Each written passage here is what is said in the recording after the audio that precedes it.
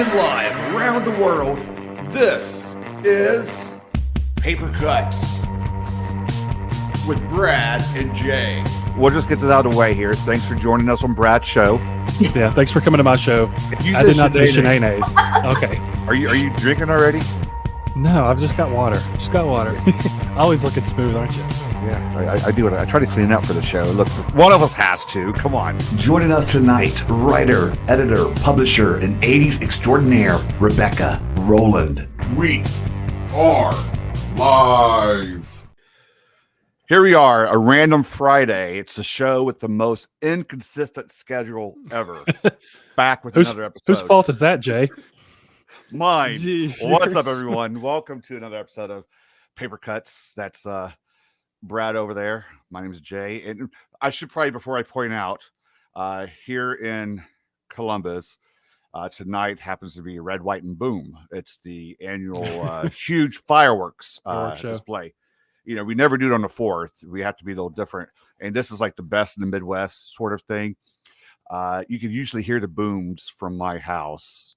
It's downtown Columbus, so I mean, if things rattle, it's not an earthquake. It's probably the fireworks, which also gives permission to the whole neighborhood to let them off too. So during the show, if you hear fireworks behind us, it's me coming from my microphone. Mix that in with my kids upstairs having a party and my dog barking because of the fireworks. So this should be a pretty good show tonight. But so is that bigger than Thunder over Louisville? Yeah, it's the biggest. It's the biggest ever, and sure. I'm only saying that because I'm in Columbus. Because it's Ohio. Yeah, and but tonight's show is. I don't want to say it's a little different because I already say that. It's going to be pretty interesting. I could tell you that, and the whole point is to make Brad as uncomfortable as possible because he's the youngin of the show. But we'll explain that here. Yeah, we're going to explain that here in a second. Joining us this evening. I've rambled enough. I have a sore throat already. So this is a person that I seriously thought she was just, too big to be on the show, honestly. And so one day I was like, you know what? I'm just going to ask her. And first of all, she was like, who this? And I'm like, no, remember, I'm the, you sent me books to review and stuff. She's in that GIF, who this? Yeah. So an editor of many anthologies. We're going to talk about those. She's a writer herself, whose new book came out yesterday, Shagging the Boss. Look at this. It's like it fits in my hand. Look at that. That's from Filthy Loot, by the way. It's like smaller than mass market. I like that. Yeah. It's tiny. Yeah. I like the little books. All right. That's enough personal stuff, Brad. And she's a publisher, and we're going to get into that here in a second, too. We're going to get all of this stuff. But above all, she claims to be a master at 80s trivia, and she has challenged me at some point tonight to an 80s trivia challenge. Well, I can't talk. 80s trivia challenge. You're so nervous about it, you can't even speak. I know, because I'm going to lose and embarrass myself as usual. So it's going to be pretty cool. Everyone, give it up for Rebecca Rowland. Let me do my Oprah impression. Rebecca Rowland! What's going on, Rebecca? You get a car. Hi, Brad. Hi, Jay. How are you? Doing pretty good. How about you? Fantastic. On a scale of 1 to 10, how nervous are you? Just throw it right out there. I know. I stand in front of teenagers all day. I can take it. I can take it. Yeah. So are you a teacher? I am. I teach high school English. I had all seniors, and they're fantastic. I miss them. I do. I miss them. But yeah. By day, I am a high school teacher. We've had a few high school teachers on here. Yeah, we have. It seems like a lot of writers are teachers. Huh. Is there a connection there? Possibly. Do you try to incorporate any horror in your classroom at all? I do. Actually, Teaching is a horror. Teaching is a horror. So I was able to incorporate. So we did a short story unit. And I could pick my own short stories. And so obviously I'm going to choose Shirley Jackson's The Lottery. I got to choose Joyce Carol Oates's Big Mama, Roald Dahl's Lamb to the Slaughter. So all of these like really dark, murdery kind of stories. And they liked it. I mean, I think that really the key is if you feel passionate about something, the students are going to feel passionate about it, or at least they're going to, feed off your energy. So Did you need permission for some of those, like from the school board or anything?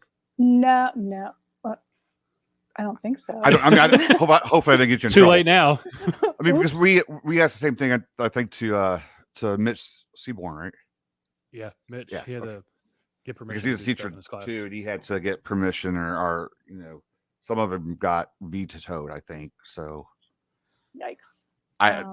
oh gosh, now I got her in trouble. Maybe nobody from the school board's listening. Well, so. I may not be a teacher in the fall, I guess. Thanks, Jay. Oh, so sorry. So do you feel like the kids are more receptive to that than like Shakespeare or Beowulf or something really old? No, we do the classics as well, but I think I know that I had one group that absolutely, they loved the Joyce Carol Oates story. They could not get enough of it, and I think it's just I know people sort of think of horror as this sort of, I don't know, as genre literature. It's kind of like lower class, but I don't think that at all. I think well-written literature is well-written literature. So yeah. Do people What's on your shirt? Does it say cult leader on your shirt? It does. Nice. I've got Myers on my shirt. I don't know if you can see him or not. The butcher shop. And Jay's just got a horrible Buckeye shirt on. Dude. It's funny you said that horror is looked at like a lower class. Is it? Does it have that kind of reception? Like, I never really thought of it because it really, if you go back and look at some of the, I'm gonna be brainy here for a second. If you look back at some of the classics, some of the original pieces of literature, a lot of it actually is a form of horror in a way. Beowulf is, I think that can be horror. So it's just evolved, I think, to, people think that of that word horror, and they're like, okay, slashers and blood and monsters, today. But I don't know if they realize some of the original stories were. I'm going down a weird path here. No, I think that I do think that you're right. I do know that anytime when someone finds out that I'm an author, they'll ask, "Oh, what do you write?" And I say, "Well, I write dark fiction, horror, that sort of thing." And it's immediately, you can see their face go, glaze over. Like, oh, that sort of thing. But I think that they don't think about how much literary horror there is out there today, and how it's just as difficult to write horror as it is to write anything else. I think that some of these sort of ghettoized genres like fantasy or even erotica, people will say, "Oh, you write that? Yeah, anyone could write that. You know what? Try it." Because I tried to write erotica fiction just to see if I could do it, and that is hard as hell to write. It is really difficult. So people that are doing that, God bless you, because it is really difficult. So yeah, we had LAC on, and she wrote erotic stuff, and she switched over to writing horror, which is interesting. Interesting. Horror erotica, space erotica, right, Jay? Space erotica. I put that in every show. So space erotica. Because I feel like people think it's like horror is low bar, like, oh, it's these trashy movies and it's trashy stuff, but they're not thinking of like a Stephen Graham Jones. It's like more literary or something like that when they're thinking of horror. Yeah, no, absolutely. As a matter of fact, I'm reading a Ronald Malfi book right now. And is it his new one, Black House? Is that what it's called? No, I haven't got my hands on that. When that comes out, that's definitely going to be. I'm definitely going to read that. But it's one of his older ones, and he. Okay. I mean, I think he's actually classified as like the new art house horror, which is, it's more literary, it's more atmospheric, it's not sort of gory, and not that like splatter gore is a lower bar. It's just as difficult to write good splatter gore. Yeah. But yeah. I'm glad you said that because you go ahead.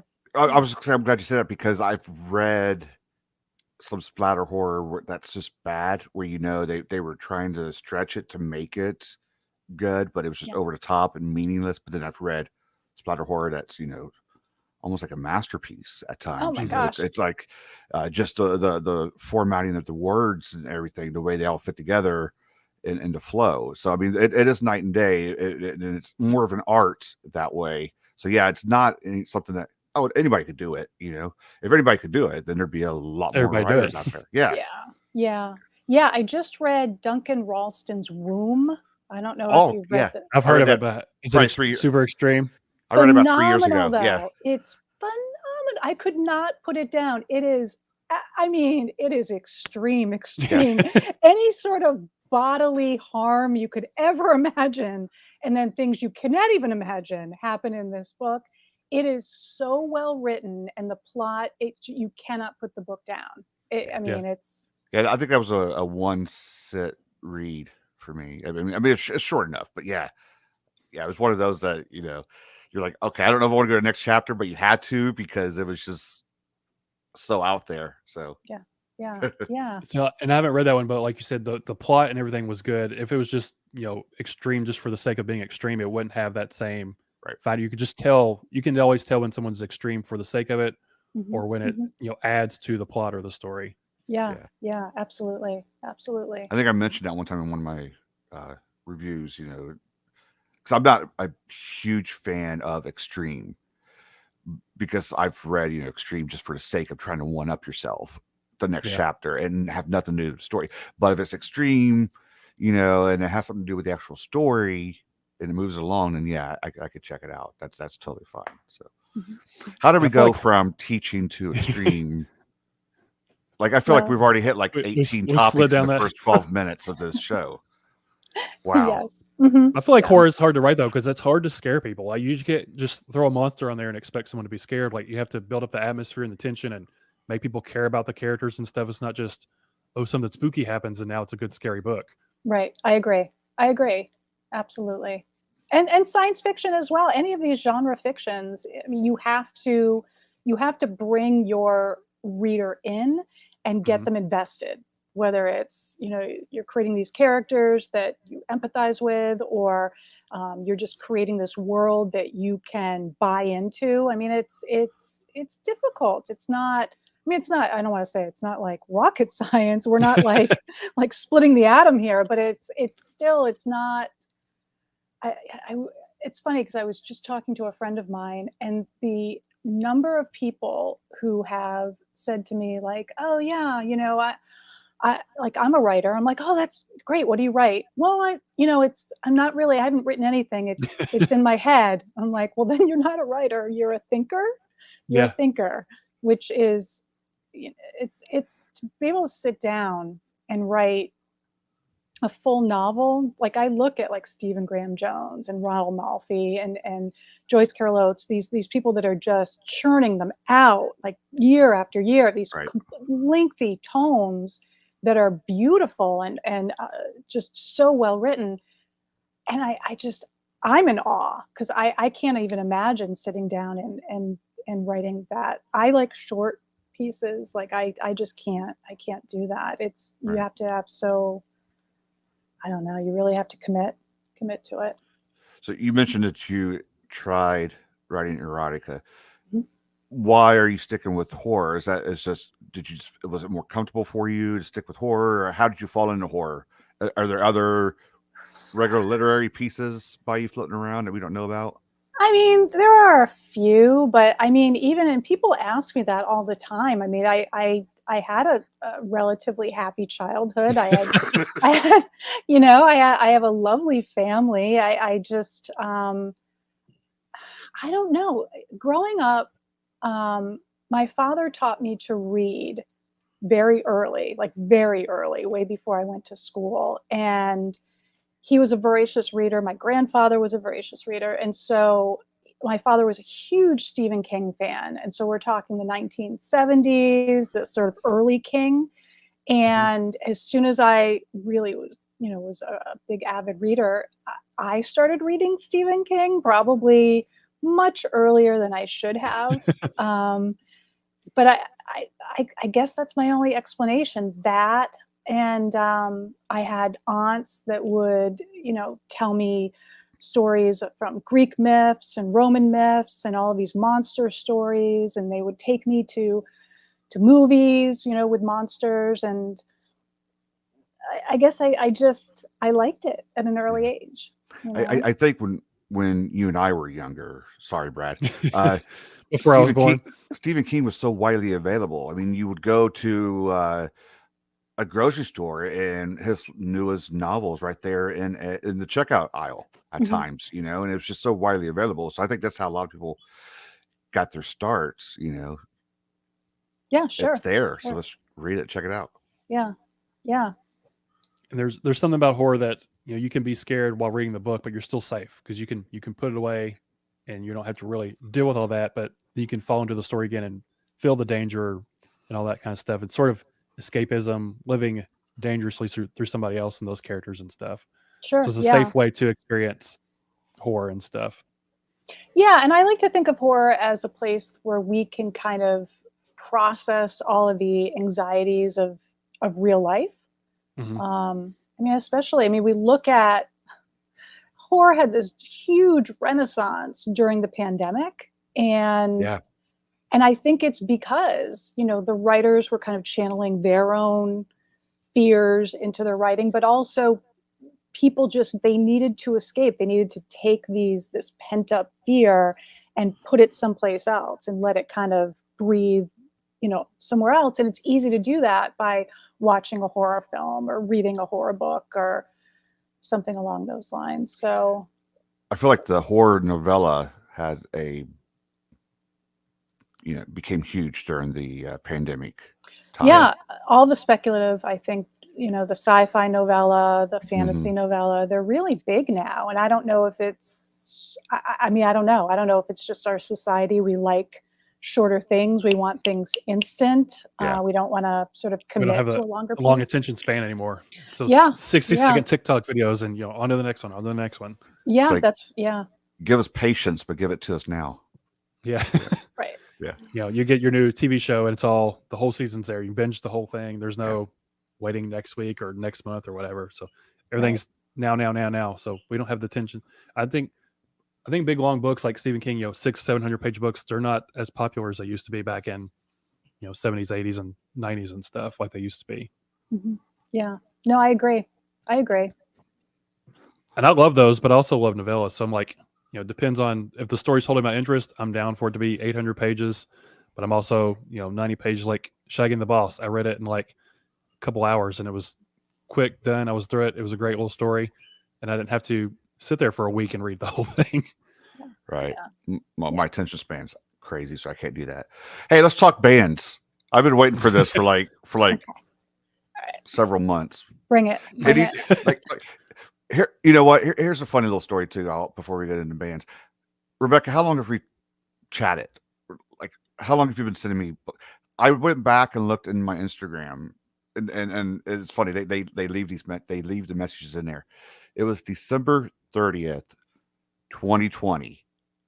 And you sent me this message, and it was all long and super professional, and it was like, hello, I got your name from so-and-so, and I have this, and it was just all incredibly like long and all that stuff. And the funny thing is, I think we are awake at the same time because we've chatted like 4 o'clock or 5 o'clock, I'm at work, and it's crazy hours. But I remember getting that message, and now it's like, hey, you want to read this? Yeah, here. So yeah, it's been almost 2 years now. You've been sending me stuff, so I appreciate that, by the way. Yeah. And I didn't know back then that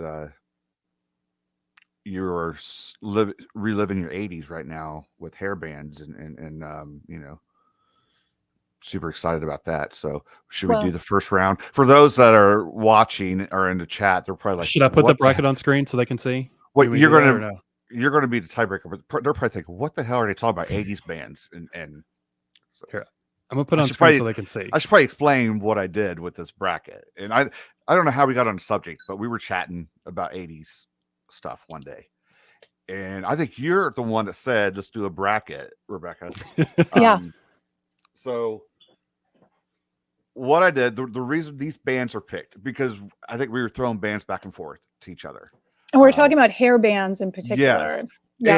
And we both had bands that didn't make the list because I felt they didn't fit the whole glam hair band thing. Like, okay, Metallica, they're still huge today, and they were huge in the 90s.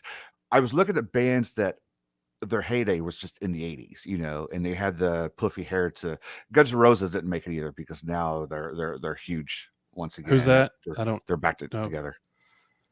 Guns N' Roses. No, I'm just messing with you. Okay, I wouldn't doubt. Okay, because I think you listen to country, right? I don't know. No, not country. Okay. Gangster rap, Jay. That's what it is. Yeah. So I mean that's me over explaining what we did here with this bracket. So first up is enough said. Skid Row versus Extreme, right? The first that went up. Who'd you have for that one, Rebecca? Oh, okay. So I chose Extreme. Do you want to know why? Jay's already disagreed. All right, so I'm going to tell you why. First of all, I will let you know in a little anecdote. So I don't know if, I'm sure Jay remembers this. So when Skid Row was touring with Aerosmith back in, well, let's not even say the year. It's just a long time ago. And Sebastian Bach, the lead singer, threw a bottle into the audience and actually hit a person. I was at that concert. That's like one of my claims to fame with hair bands. Yeah. It was in Springfield, Massachusetts. And I mean, I'll admit I was a huge Skid Row fan at the time, but I really went to see Aerosmith because they were the headliners. I am not a fan of Extreme, but if we're talking about the better band, okay? Wow. Looking at Nuno Betancourt. I knew you were going to say that. Okay, right? So, there is no argument, though. You already know. What I'm going to say. He is, first of all, who is the guitarist for Skid Row? Dave the Snake Sabo and Rachel Bolan. Okay.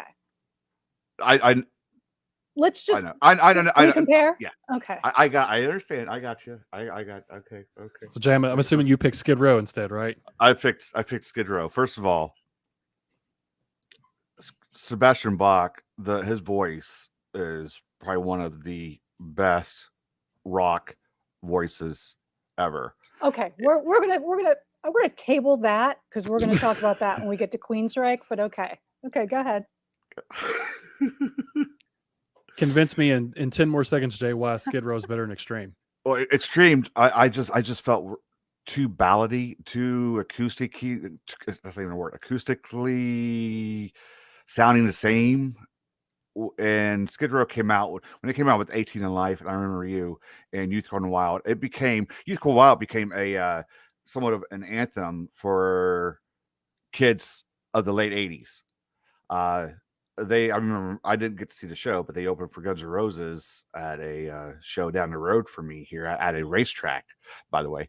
And I remember going to school the next day, and it was just funny because one of my teachers lived close to the racetrack, and he was complaining about the fact that whoever that first band was, they were just so loud and they irritated all of us, and it just made me laugh. And I knew it was Skid Row because they were purposely obnoxious at times, and Sebastian Bach was. But honestly, Skid Row. But did they throw a bottle into the crowd? I wasn't there to see. And if they threw a bottle, I might have hit a horse because there's not a racetrack for some reason. They were, I think I'm going to pick Extreme because they threw a bottle into the crowd and hit somebody in the face because that's pretty extreme. No, this is just that was Skid Row that did. Skid Row did it, not Extreme. Skid Row did it, but we still want Extreme. We still want. I mean, Extreme. What was Extreme's big hit?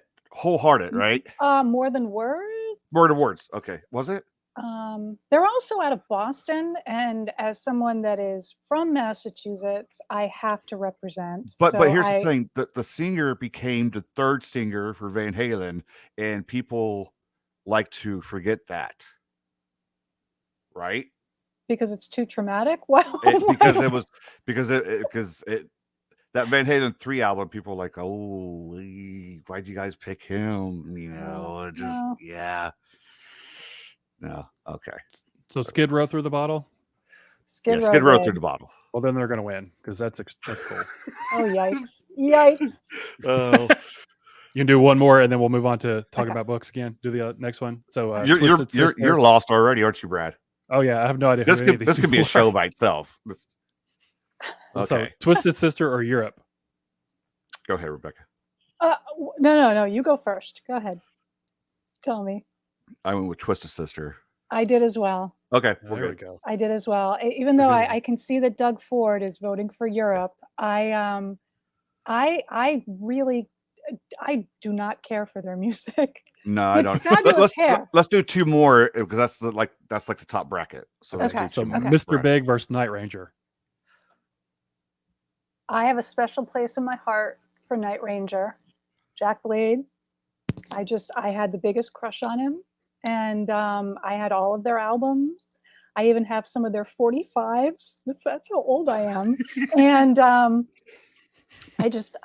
adore. I actually still have them on my iPhone. I'll admit it. Doug Ford is mad. He wanted Europe to win. Who you got, Jay? The other one? I got Night Ranger because Mr. Big wasn't Mr. Big made up of a couple of other bands, and again they were kind of like light, and Night Ranger, I mean, who does not listen to classic rock radio and when Sister Christian comes on, turns it up, rolls down the windows and just let it go, like I embarrass my wife and kids sometimes when it comes on. So Is that the car that the guy from Baywatch drove around on that TV show? It's Night Rider. All right. Yeah. I mean, I challenge anyone to listen to When You Close Your Eyes and not get just a little teary-eyed, just a little bit. Well, I mean, I don't go that far, but yeah, it's good. It's good. And then we have Motley Crue and Pretty Boy. I think we're going to agree with this one. So I'm going to pick, since y'all disagree, I'm going to pick Mr. Big for this one. What? No, we both said Night Ranger, so it moves on. Oh, did you? I thought you said Mr. Big. No, we both said Night Ranger. Hey, don't try to fix this. I think secretly you know about these bands. I really like. Out of all of them on there was like 4 that I was like, I know who they are. So we have Motley Crue and Pretty Boy Floyd. I think. I mean, I don't even know why we're talking about it. It's got to be the Crew. Yeah, it's got to be the Crew. See, I knew who Motley Crue was. Point for me. So we're good. All right. We'll come back to that in a minute. Fun time's over. Let's get all serious again. So, she had a book come out yesterday, Shagging the Boss. So yes, I went on Google to, like I always do, to get the cover to put on the thumbnail and stuff. So I typed in Shagging the Boss, and the cover came up first. And then all the other pictures were not appropriate for I was going to say, yeah, I've actually, so when I try to give someone the link, I'm like, now I don't do it anymore because I was just like shagging the boss. I'm like, oh my God, yeah. I'll be at work or something. And I'm like, no. I sat there for a second. I was like, I should have realized that was going to happen. Yeah. Well, I mean, if you read like the very first thing, all the definitions for shag, the first one. Well, because that's what Austin Powers, let's shag, baby, or whatever he says in all those movies. Yeah. But like, I wasn't even thinking about it. I was like, yeah, I'm going to get the book cover. And then it was all a bunch of porno after her book cover. Yeah. Yeah. So where did the title of the book come from? And that's why you were sleeping on the couch. Nah, I did it on my phone. No one knew. The title actually came from, there was another, even though at the beginning of the book, there are the 4 definitions that come from the Urban Dictionary. I had stumbled across a completely different definition. It was something that I think is more regional. I think it's Canadian, and it was just, and it's sort of in the first couple of pages of the book. Those Canadians are strange. Well, no. They're very nice. I'll say it for you. They are very nice. They apologize all the time for everything. Yeah. In the first couple of pages, there is this anecdote that Daniel tells about holding, like in a snowstorm, and holding on to the back of a bumper of a car and kind of riding with the car and letting it pull you along.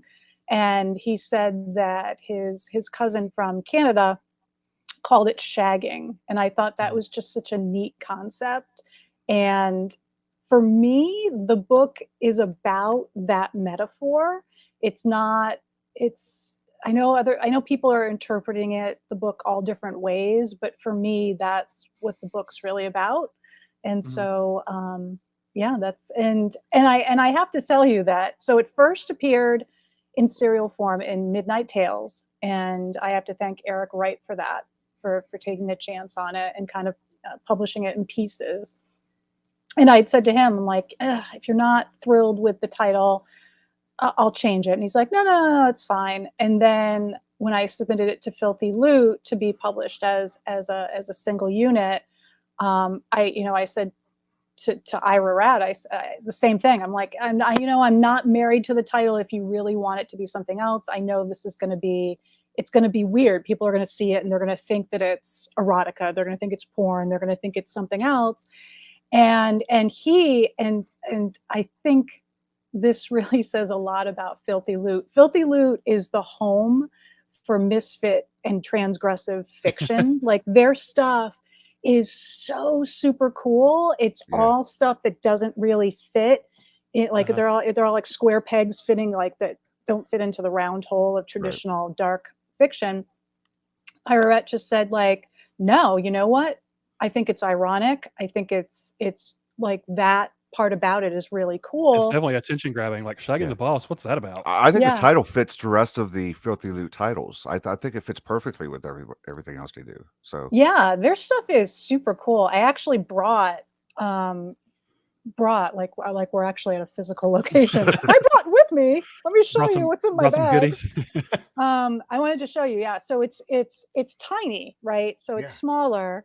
I know that people will look at it and think they're having a stroke, right? Because they're like, oh my God.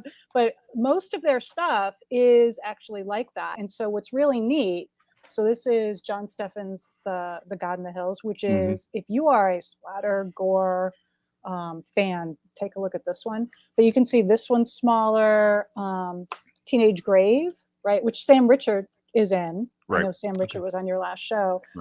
They're all smaller books. And I think that, and I don't know this for sure, but I think that the press actually shrinks the book to fit the content rather than trying to shove the content into a traditional format, which is just it's so neat. It's innovative. It's just, their stuff is so super cool. I am so proud. They're like rebels.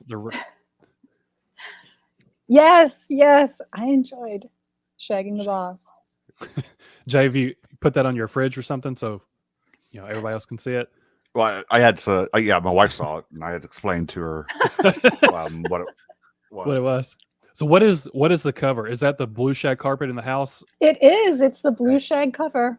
Yeah. Because just before I read it, I was like, is that the ocean? Because it kind of looks like sand and like the waves. And I read, I was like, I think that's the carpet. Yeah. So did you have any say in like the cover design or what you wanted on the cover or anything? Or? Yeah. I mean, Ira just said, he goes, what do you think about the cover? And I said, how about just like the blue shag rug? And he's like, got it. And he whipped this up and I'm like, I love it. He just happened to have pictures of blue shag rug. He's like that. He's a magician. That man is an absolute magician. So, how do you say Yar? We were talking about that offline.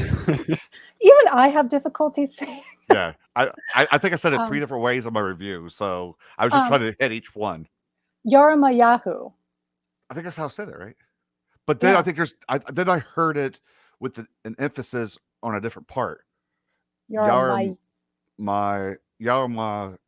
Yeah, I think it's the third syllable. Who? I heard it that way too. So I heard a different. Yeah. Yaramayahu. Yeah, I heard it that way once, and that didn't come out of my mouth right. So I did the other way. Yeah, none of them actually flow off the tongue very easily. Thank goodness I'm not doing an audiobook or anything. Like they're doing any readings of this. Retake. Yeah. Where did you just, because I'm assuming that's a real thing. Where did you discover this, folklore creature thing and want to incorporate it in your book? So I stumbled across an article online, when we're going sort of down that rabbit hole of stuff that we find on the internet. And it was a really neat article about boogeymen from around the world. So it was all the different boogeymen, like La Yorona. I'm trying to think of who else. Because Daniel Because talks about in that book too, which was pretty cool, naming all the boogeyman from around the world. yeah, and so actually that's where I got a lot of that for the book, and it was all of these neat kind of creepy boogeymen. For the most part, most of them kind of snatch up children. They're used as like these threats, that parents use, like, oh, make sure you behave, or we're going to call so and so going to come and take you, which is actually a little sadistic if you think about it. I liked your comment on America, and she was like, "Oh, we have Santa Claus and the Easter Bunny." He's like, "Yeah, Americans like we're weak." I know, it's like, that's all you got? Like, we have these monsters that come and like skin children or eat Yeah. them. But I just thought that the Yaramayahu was particularly interesting because he swallows his victims and then throws them back up. And then every time he does that, the victim retains a little bit of the monster until he or she becomes that monster. So I just thought that was really neat. That's a cool model. It's very unique. It's kind of vampire-ish in a way, but It's a also not really. regurgitating vampire. Reminds me of like a big toad, eating somebody and puking it back up or something. Yeah. And then the rest of it is about the publishing industry, which you have a little bit of knowledge about. So did you take a lot of your own knowledge and experience and try to put it in there, or did you just kind of just make stuff up on the fly? There is a character in there who is based on a client that I'm just going to be really careful how I phrase it. It was loosely based on a client, and I know that the publisher that I was working for at the time will recognize the client in the book. Well, look, I've already lost your teaching job for you. You might as well. I know. I mean, throw it all out there now. Just burn all the bridges, Rebecca. Burn them all. I don't need to work ever, I guess. Ever again.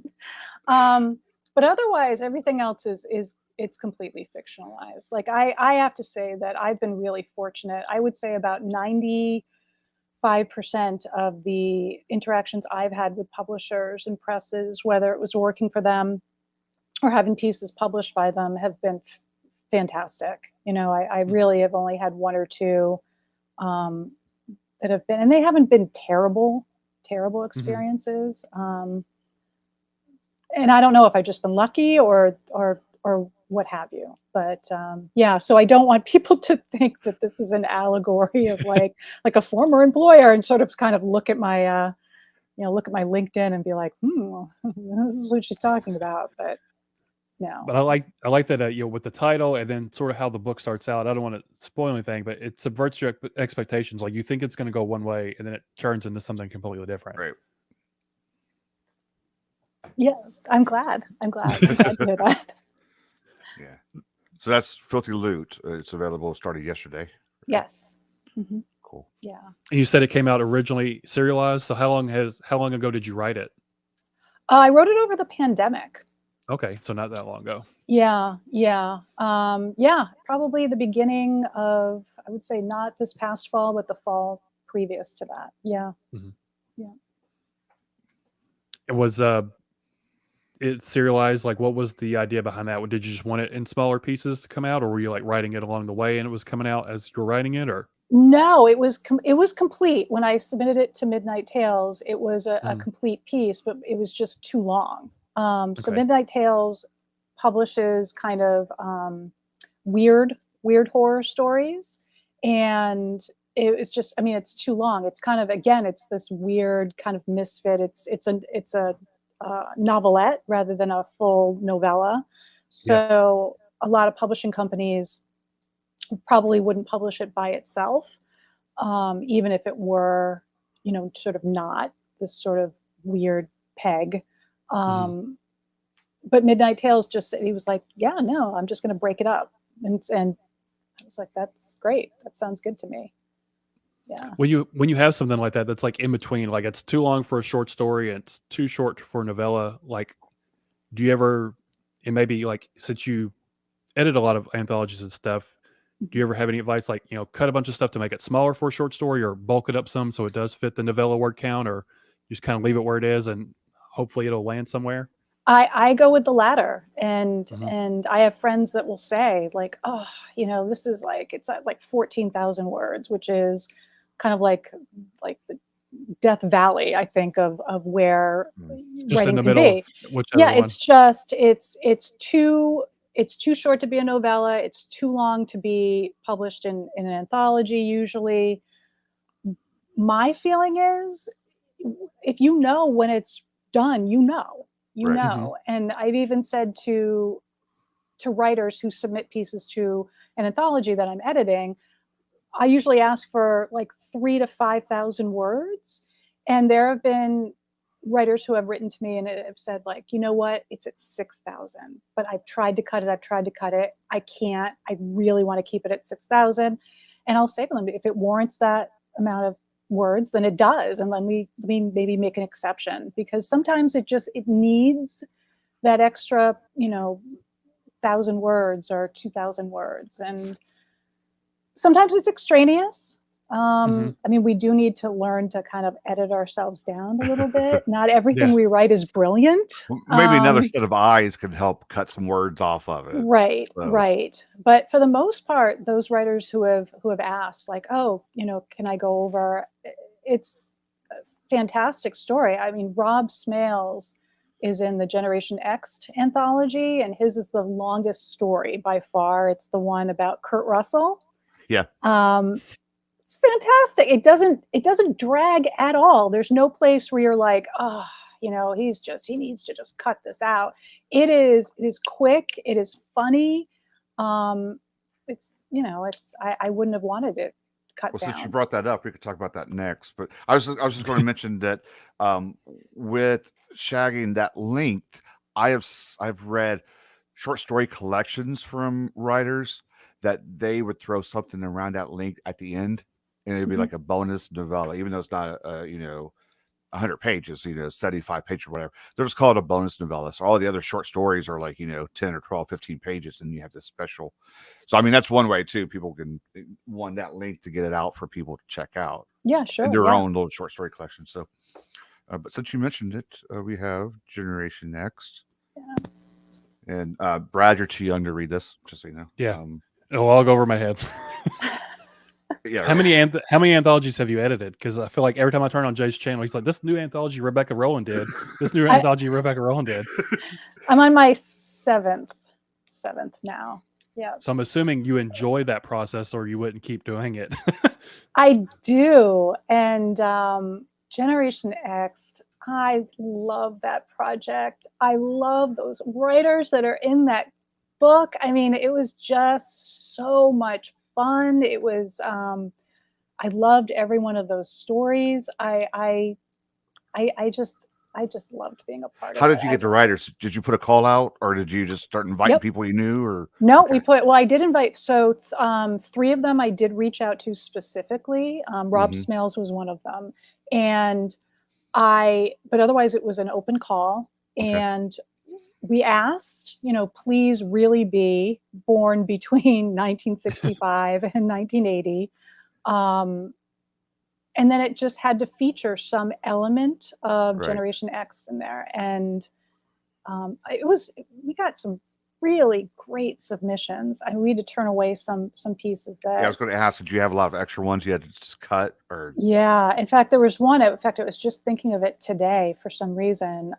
It was a bizarro horror, Mhm. and oh my god, it was so good. It was so good, and the only reason we couldn't take it, it would have stuck out like a sore thumb, because it was just so extreme bizarro. Compared to everything else.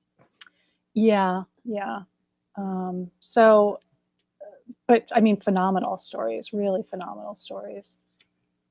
Yeah. So with all these anthologies you do, are they your ideas and you go to a publisher and say, "Hey, would y'all want to do this?" Or do publishers approach you with an idea to have you edit it for them? Or is it No, I both mean, maybe? and I'm surprised. I'm always surprised when companies have outside editors, because anthologies are actually very top heavy as far as cost for a publisher, Yeah, it's hard to make the money because back. they may not make the money back. And I know that I was working for Dark Ink Books, and they had decided to try doing a horror anthology. And they said to me, "Do you want to do this? Do you want to try this?" I said, "Great, yeah, absolutely. What do you want to do for a theme?" And I thought, okay, so I'm going to do Halloween, because that's very open. We're going to see what we get.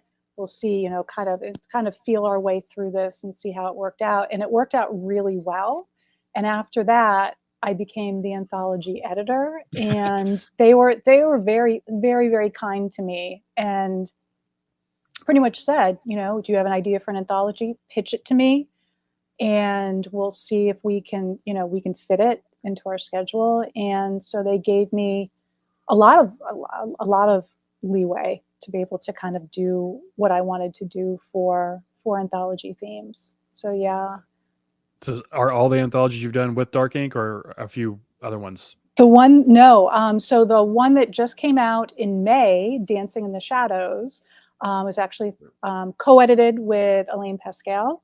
Is that the Anne Rice one? That's the Anne Rice one, Okay. and that's through Eureka Publishing.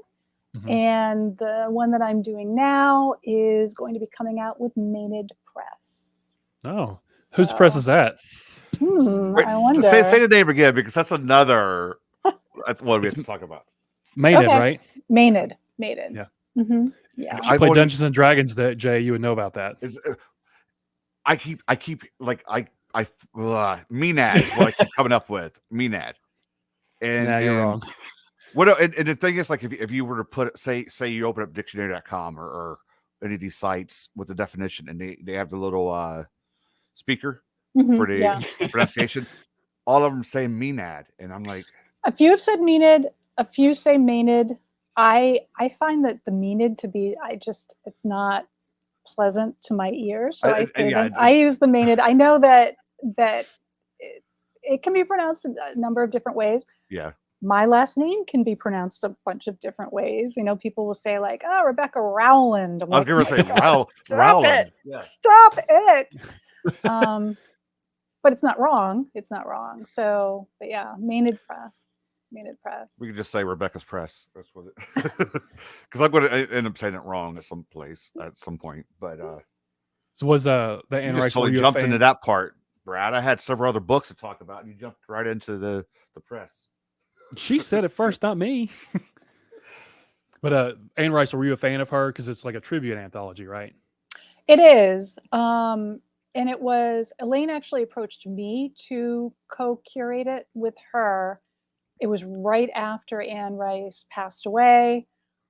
I'm a fan of Gothic literature, and she's really not solely responsible, but a big chunk of the reason why I think there was that revival of Gothic literature is because of her. It's because of her and her Vampire Chronicles. And, I went down to New Orleans. I saw her house. I got kind of fangirly about it. It's, she's just legendary. She's just what she's contributed to the horror genre. It's invaluable. So what's the process when you're co-editing it, when you're co-curating it? I mean, are you guys splitting the stories up and then fighting over the ones that are on the edge? So this was an invite only, so we didn't have to kind of choose, which was nice. We each invited our own authors to come on. We did our own copy editing of those authors' stories. And then we exchanged them. So I proofed her author's stories, and then she proofed mine.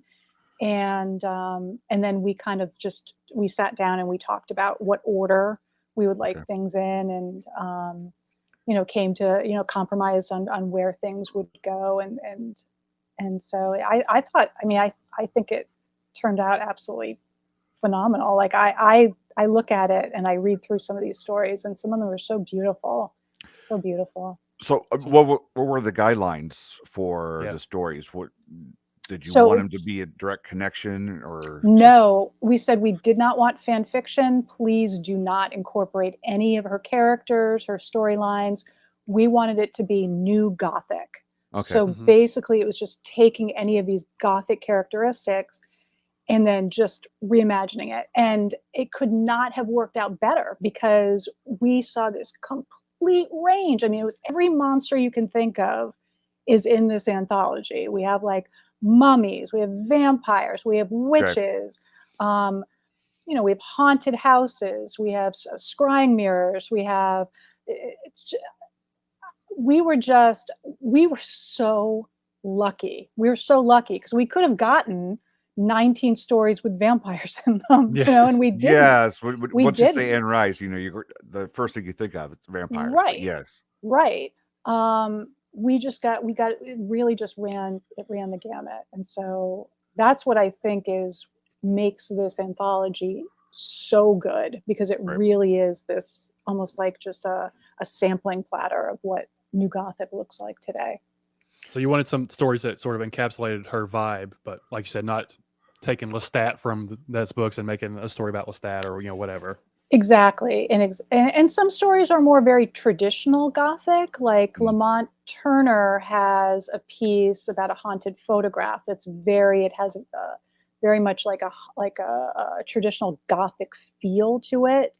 Mhm. And then we have things that are more modern, like Douglas Ford in his Layover story is about, sort of this airport, and it's very contemporary, but they both have those same kind of Gothic qualities to them. It's so, yeah. Whose ideal was for all proceeds to go to the animal shelter? Was that Well, from we the knew it was going get-go, to be a charity anthology. Okay. We knew, and we didn't know what charity we wanted to choose. We looked at a few. We wanted it to be sort of New Orleans based, or something that jived with things that Rice had been very supportive of. So we Right. looked at things like LGBTQ rights. We looked at, just writing in general and the sort of the support that she offered new writers. And we ended up with the animal shelter because it was in New Orleans. She was very much a public animal lover, and it just worked out perfectly. So, and they were great. They were very, open to taking the proceeds. So, yeah. Yeah, Free but money, sure. you'd be surprised though. When I did Unburied, the queer horror anthology, I'm just gonna hold up everyone that you mentioned. I had originally approached some of the bigger LGBTQ charities that are out there and have said like, hey, I'm willing to donate all of my proceeds to you. Would you be interested in that? Because then I would actually put it on the book. I would put it, in the summary, and nothing. I got crickets. Like, Really? no, that's okay. We'll just add you, And so it wasn't until after the book came out that I just decided, you know what, I'm going to take, every penny that I make during the first month, and it's going to go to Rainbow Railroad, which is such a good charity. They actually help LGBTQ people from around the world who are living in countries where being gay, being trans is against the law, sometimes punishable by death. And this organization helps bring those people to countries where they aren't going to be persecuted, just for loving who they love and being who they are. So Sort of like the Underground Railroad. The Rainbow exactly, Railroad. yeah. But it's the Rainbow Railroad. So yeah. I wonder if the ones that didn't respond, if they were like, "Oh, this is horror. We don't want to be associated with horror." Like we were talking about earlier, like people kind of look down on horror, like, I don't know about that." And they wouldn't have known. I mean, I approached them sort of at the beginning of the process too, and I understand because they don't know what the content is, and it could be something that is going to be like, maybe offensive, like they don't want to be associated with. Exactly. Yeah. Exactly. Yeah. So I get it. Did you make a pretty good proceeds from Unburied though? Yes. I was able to donate $500 actually, and good. and that Nice. was just my royalties. That wasn't from anything else. So Yeah, that felt How's really how's good. Dancing in the Shadows doing? Is that We don't know yet. I don't think we know okay? yet because it's only been about a month. Usually we can tell by within like, in quarters. But Where can I get that one? Is it directly from Eureka Press or is it no, it's everywhere. So you can look okay? for it on Amazon. You can look for it on Barnes and Noble. Yeah, it's anywhere books are sold, both ebook and print. And print. Great. I just picked that one up. I've never read Anne Rice, but I like Gothic stories. So I think maybe you sent it to me. I'll have to look. But if not, I'm going to go pick it up. Yeah. You want to do some more Brad, bands? yeah, we got to do some bands before we do the actual trivia. Where are we at on the bands here? Let's see. Let's add it back. We Let's are. finish out the first round and then we'll do the trivia. So we need to next do up LA is Guns. LA Guns and Kicks. If you put a gun to my head, I could not tell you a Kicks song, nor could I. I think there was one, and I had to look it up on YouTube just to. Yeah, I'm just at a process of elimination. I'm going with We're LA doing LA Guns. Guns. I was LA Guns, yes. Hey, and for those, LA Guns has a connection with Guns N' Roses. I don't know if people know this, but Axl Rose and Tracy Guns of LA Guns, they actually started Guns N' Roses before Tracy Guns went off, started LA Guns, and Axl hooked up with Slash. This is like random trivia I'm throwing out there, people, just because I can right now. And I may be wrong, and if I'm wrong, please feel free in the comments to just tell me off on this. But I believe that Vince Neil killed a member of LA Guns. Am I right? Was that the car accident? Right. Yeah. Possibly. I'd have to look it up. Yeah. Small world. See, I mention some of these facts sometimes here in this house, and I get looks like, "What are you?" Like I'd give you. Go in the other room, old man, because we don't know what you're talking about. So. Jay, you were talking about fireworks earlier. I don't know if you can hear them. Okay. Yeah, that's fireworks are going off outside for me. Are they? Yeah, I don't know if you can hear it or not, but. Oh no, I'm seeing it's a member of Hanoi Rocks. Yeah, Hanoi Rocks. And I did not put them on here because they had some popularity in the 70s also. That's why late 70s they started getting some steam. So that's why I didn't put them on here. I apologize trying to kill off members of LA Guns. I'm sure they're all nice and healthy and all right. I think it's Vixen and Whitesnake. Was this a hard one for you? Okay, so I know that Jay did this purposely to hurt me. I don't think I did. I really don't think I did. But... Because I said to Jay when we were first talking about hair bands, I'm like, you got to put Vixen on there because, we got to represent the women. I owned this tape. I'm going to say it was a cassette tape. I remember the lead singer, the amount of hair. As someone and I almost actually brought, because I have pictures where I wouldn't have even fit in this square right here. Like that's how big the hair was. These women beat that. And they rocked. But Jay also knows that I love Whitesnake. It was like Sophie's choice. It was like, why? Why do you do this to me? I chose Whitesnake. I did too. Yeah. Okay. I did too. So yeah. And I think this next one we're gonna be different. Slaughter, and I don't even know how to say the second one. Dokken? Dokken. Never heard of it. I saw Dokken probably around 2000, 2001, I want to say, with George Lynch playing guitar, by the way. Yep. Mm-hmm. And they were opening, unfortunately, for Judas Priest with the other singer, not with Rob Halford. So I was a little disappointed in that. But the fact that I saw Dokken with George Lynch was pretty awesome. Yeah. Yeah. But I did not go with them on this round. I went with Slaughter. Why did you go with Slaughter?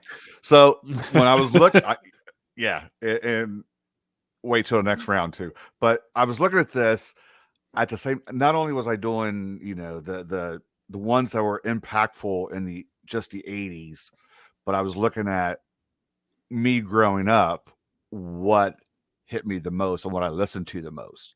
Now, Dokken was more earlier 80s for me, and so, I was 5, 6, 7. I don't know. Slaughter was a little bit later 80s for me, so I understood it more. So I was looking at what impacted me more. But I know you went with Doc, and I did. I played the. I'm just gonna. I have such a potty mouth, and I've been so good on this. So I'm just gonna keep you're all that. good. You're all good. That. Just let it flow. I played the shit out of those tapes when I was a kid. Under Lock and Key, Tooth and Nail, I think was the other one. Brad, there's a Dawkins song for Freddie for I was going to say I had the 45. Dream Theater, right? I should have. It was Nightmare on Elm Street movies. Yeah, the Dream Warrior. Dream Warrior. What is it? Dream Theater. Well, I'm going to pick them since they have a song on those movies.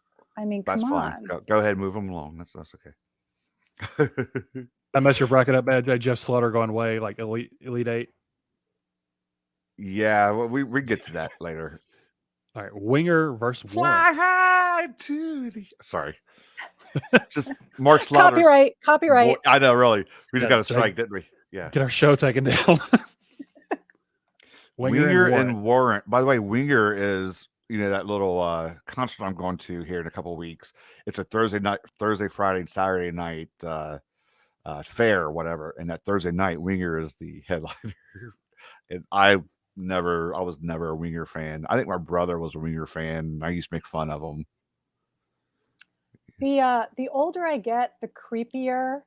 She's only 17. Yes. Remember, I told you that. Yes. It's this dude with perfect curly hair and perfect teeth. Like, right? And it was like he was smiling and the teeth would shine, and he'd say, "She's only 17." And at the time I didn't know, but now looking back, I'm like, no. Winger though has a better guitarist. As much as I don't like either of these bands, I got to be honest with you. I mean they are, and this is not. I know we're talking about like class with horror and how people sort of put it in this lower class.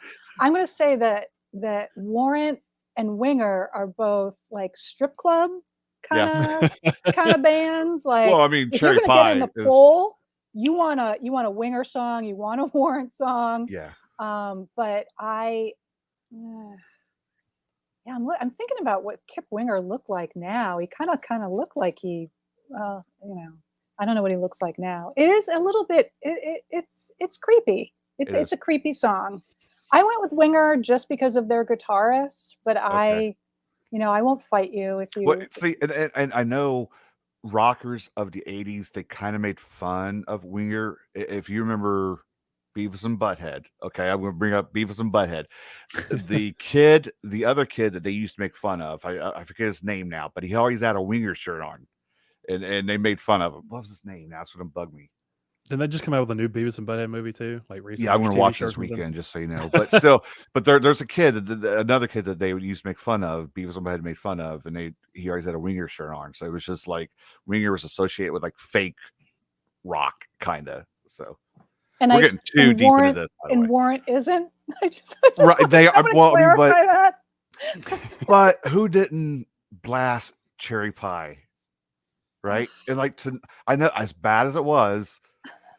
If that comes on like classic radio right now, I'm and the kids are is that the Sweet Cherry Pie song? Is that what it is? Yeah. Okay. Yeah. I'm gonna go with our friend Holly Ray Garcia and say Warrant. Thank you, Holly. Thank you. I won't fight you. I won't fight you on that. We can't make Holly mad. She lives in Texas. We can't make her mad. What's next? Poison versus what? Brittany Fox. Did you spell Brittany right on here? Is that how it's spelled? That's the way I think that's the way they spell it. And I think that says everything right there, Brad. Yeah. Yeah. They spell that right. So Poison. I feel like is the clear winner. Poison's there. Yeah. Poison for both of y'all. Okay. Now, somebody said earlier that Queensryche's not a hair band. There are videos before they made it a little bit big with. I'm glad you pronounced it because I had no idea how to say that. And yes, he's a great singer. I just still think Sebastian Bach is better. No, Jeff Tate has an opera singer's voice. Not anymore. Don't get me wrong, but at the time, the range that Jeff Tate has, it blows away absolutely every single But lead so does singer on Sebastian this Bach. He list. was actually on Broadway doing Phantom of the Opera. No, Yes. no. All right, you and I after this show, we're gonna have to pull out our tape decks. I know, really, because that's what they're on, really. Yeah. But would you go with? I can't even remember what Bad English did, to be honest with you. So I went with Queensryche on this. Yeah, I mean, Operation Mindcrime is probably one for me. It's one of the best. I don't know if it would be hair band, but I would say definitely one of the best heavier rock metal albums of the 80s, I would say. Yeah. Yeah. Did you both go with Queensryche? I did. Yeah. Would you go But it with is Rebecca? no way, I'm looking at the comments, in no way a hair band album. I agree. That's because Jeff Tate he's elevated. He's beyond Sebastian Bach. So is it, I'm is just it gonna Queensryche? I'm just gonna wad my whole thing up and throw it. So Is this what you went with, Rebecca? Queensryche or Bad Queensryche. English? Yeah, Okay. Queensryche. Yeah, for sure. All right, so Quite Right and Nelson. no, Were you joking here? Were you joking? I mean, what did you pick? What did you pick, Jay? I put Quiet Riot. All right, yeah. Okay. No, I mean I would have to turn in my rocker card if I picked Nelson over Quiet Riot. I've heard of Quiet Riot, so that's the one I would have gone with. Yeah. You did too, right? I'm assuming. Okay. Yeah. Cinderella and Bon Jovi. This was tough. This one was hard for me. Only because I was not a huge fan of either one. But who's the better hair band? Like if we think, I think in this case, we have to look at how we're defining hair band. And I guess I would define it as a band that can only exist in this particular very specific subgenre of rock where they're not surpassing it. And I for me, Bon Jovi kind of peaks out of that realm. Not by much. They're kind of more like maybe a little bit of pop where they get out of that. But they don't. I don't think they really got to pop until '90s. Like, but they did. But they got there. Whereas Cinderella. Yeah. I mean, are they alive? I don't even know. Well, they are, right? Because aren't they? Tom touring? Kiefer is, because I'm gonna. Yeah, it's part of the Sonic Slam with Tom Kiefer, LA Guns, and Faster Pussycat. Right. So right. So I mean, for me, I picked Cinderella for that reason. I went with Bon Jovi just because, like, I contradicted my own guidelines for this. I feel like because they just had, you know, they have a wider catalog. They do. Impact. Yeah. Yeah. They have a wider catalog. I'm gonna go with Cinderella. Great White, Def Leppard. Ugh. Did Great White do anything besides the one song? And burn down a nightclub. Exactly. Yeah. I mean, I have to tell you that I actually pulled this out just for this reason. Like, I still have Def Leppard's Pyromania. Yeah. From when I was a small child when it came out. My very first album I bought was Def Leppard Hysteria. Yeah. So. Y'all got to pick Def Leppard and do Doug a favor so he can eat his phone. Yeah, it has to be Def Leppard. Yeah.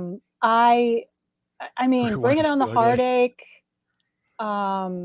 Like Foolin' was just like whipped on to my Spotify all of a sudden. It kind of crept onto it when I was just sort of surfing around, and I'm like, you know, you got to sing and they along. still sound pretty good today. Like I've been watching some videos of the current tour, and they sound pretty good. So yeah. So we both went with Def Leppard, right? Def Leppard. Okay. For the sake of Doug, so he doesn't eat his phone. We'll go yeah. Well, please don't eat your phone. There you go, Doug.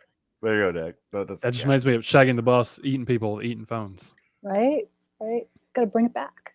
Rat and White Lion. Didn't we make fun of White? I was making fun of White Lion. Wait. We're like, wait. Yeah. It's like, did you see what I did there? Yeah. And Brad's like, what? Went over my head. I don't know what you're talking about. He's gonna look these bands up on YouTube after the show. Yeah. Like see what After they're this, I'm talking gonna about. listen to like these are all awful. No, I'm just playing. Yeah, well, I don't think we realized just how awful White Lion was at the time, but they're pretty awful. Yeah, they are. Big hair. I mean, Yeah. if we're gonna rate these based on hair, really, Europe would be way up there because they Right. do. I mean, he had some gorgeous hair, but yeah. I mean, I'm just gonna say it right now, and I don't care if all of you boo me. I'm a huge Rat fan. Yeah, I am too. love Rat. I have the best of Rat on my phone. Sometimes I play it. Stephen Pearcy is the Friday night of that shindig. I'm going to. I didn't get tickets for it, but I tried to make some calls to have him switch with Tom Kiefer, but I that didn't happen. But yeah, I went Rat obviously for that You one. couldn't pull your strings, Jay. I couldn't. Like a lot of these bands I haven't heard of, but I'm sure if I played the song, I'd be like, oh, I know that song is. I just don't know who to associate it with. Yeah. Yeah. Who's Lita next? Ford and Lita Ford Tesla. and Tesla. Lita Gotta Ford, go- of course, was big thanks to Ozzy. You know. Oh, what? I'm sorry. What?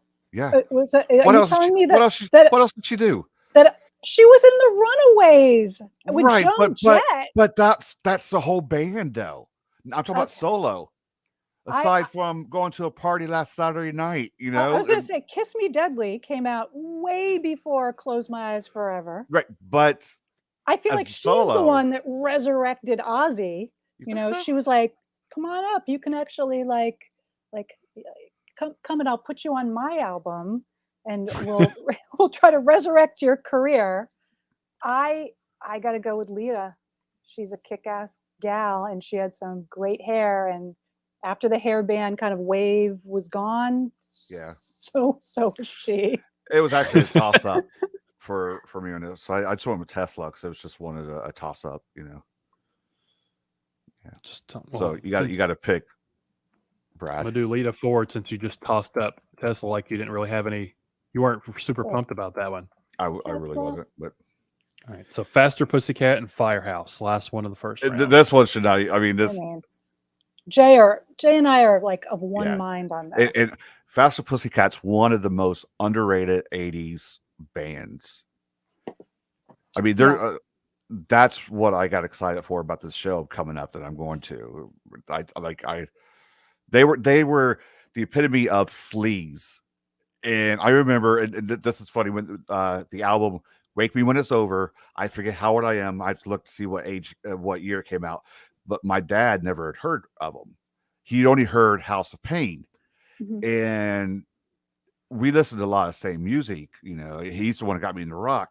But we sat at the kitchen table because he heard a few lyrics of this album I was listening to. So he, with a magnifying glass, because it's a cassette, was going looking at the lyrics of the Faster Pussycat album, and they have a song called Slip of the Tongue, and it's just flat out sleazy. It's filthy. So he's repeating these words to me, and I'm like 8, 9, 10. I'm like, yes, but it rocks.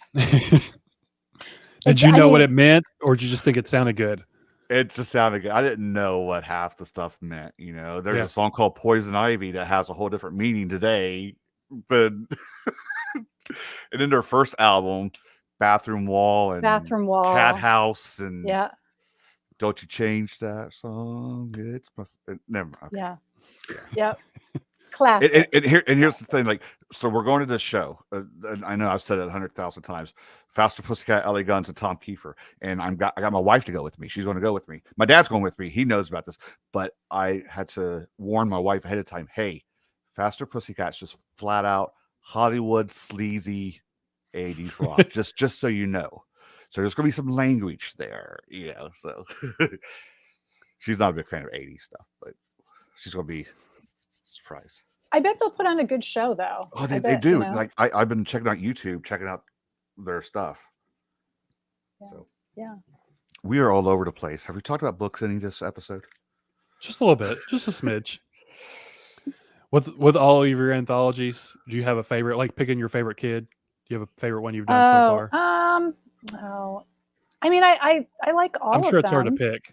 It is hard to pick. I mean, Gen X, I just really, and I think it's because it's all authors who were my age, are my age, had very similar experiences to me. Like, I would talk to some of them just, outside of the anthology, and we would just have, it's just this kind of these touchstones that happened in the 70s, in the 80s, in the early 90s that are very unique to Generation X that millennials and the baby boomers and they have their own touchstones. But I think having these touchstones, it was such a nice experience. And also, I mean, they're just, all of these writers in that anthology they're just nice people. They're just and they're fun people, and they're great writers. And it was just a side note, kids of today call the 80s and 90s the late 1900s. I'm not kidding. My daughter came home and said that they were learning about the late 1900s, and oh my God. what they are what? though they are They are, I know, but it just feels weird. Yeah. It just makes you feel extra old, doesn't it, Jay? It does.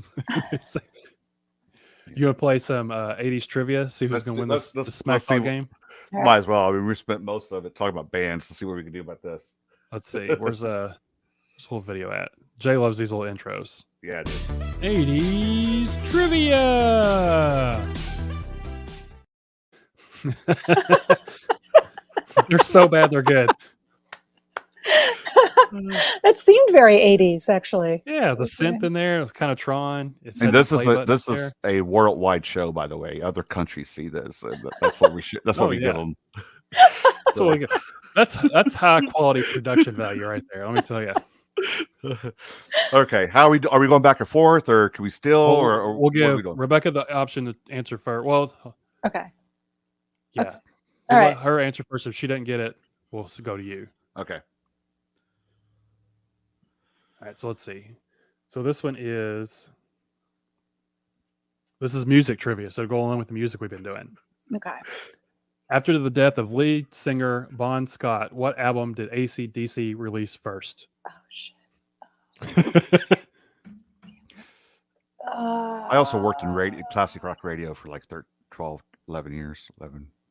Just so. I feel like that's a fix right there.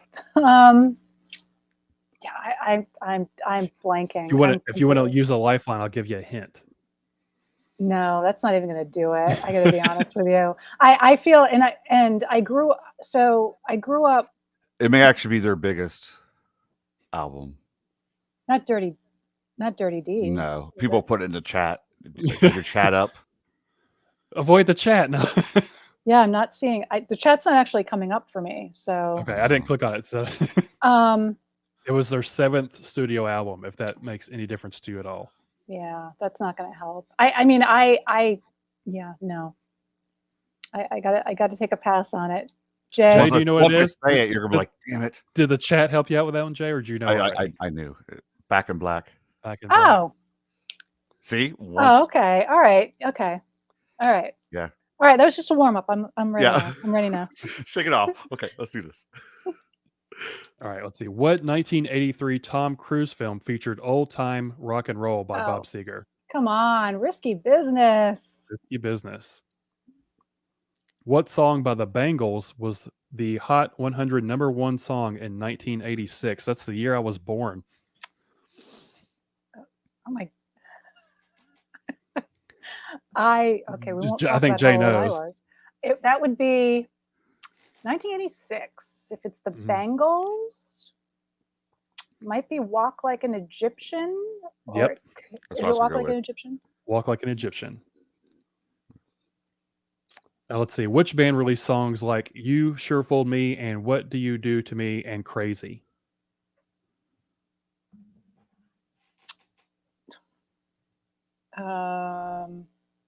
Say those songs again. "You Sure Fooled Me," "What You Do to Me," and then "Crazy."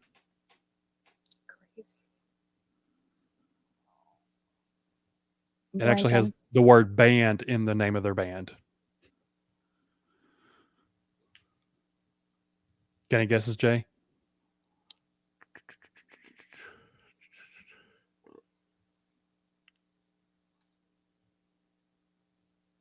Do do do. Wait, say this. You Say sure this. fooled me. Okay. What you do to me. And crazy. It's not and crazy, just crazy.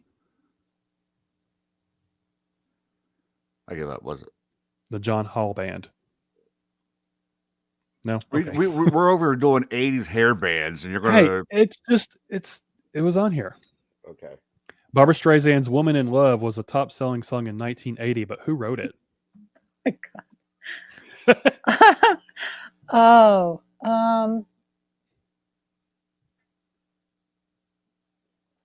I couldn't even guess. Can you give us a hint? Can you give me a hint? Do you know this, Jay? I'm gonna guess. It was because of this other band's success in the 70s. They wrote material for other artists. My guess was going to be wrong then, because I was going to say Dolly Parton. No.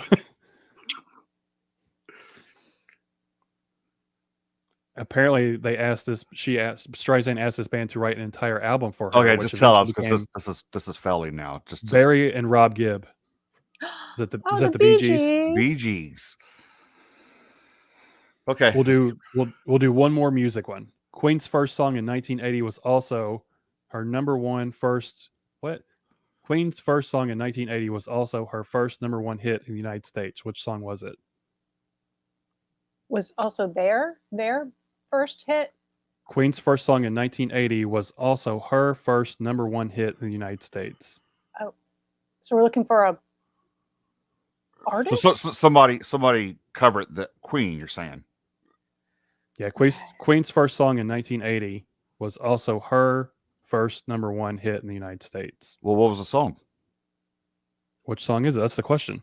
No, you're saying it's also hers. So it's like you have two questions in that. That's the way it's worded. It says Queen's first song in 1980 was also her first number one hit in the United States. Who's her, though? I don't know. Okay, skip it. We're going. Go next question. Pass. The answer was a crazy little thing called love. Right, but who's her? Who? Yeah, who was it? I don't know, Jay. It doesn't say. You gave never. Can someone Google that, please? And Look, even Doug Ford has said, "Who is her?" That's just what it says. It says Queen's first song in 1980 was also her. Queen is not her. That's why it took me a minute to read it, but okay. Okay, let's go. Let's see. So this is going to be movies from the 80s. I think I'm winning, by the way. Are you winning? Which 1989 movie set in Atlanta and directed by Bruce Beresford covers the relationship between an African-American man and a Jewish woman?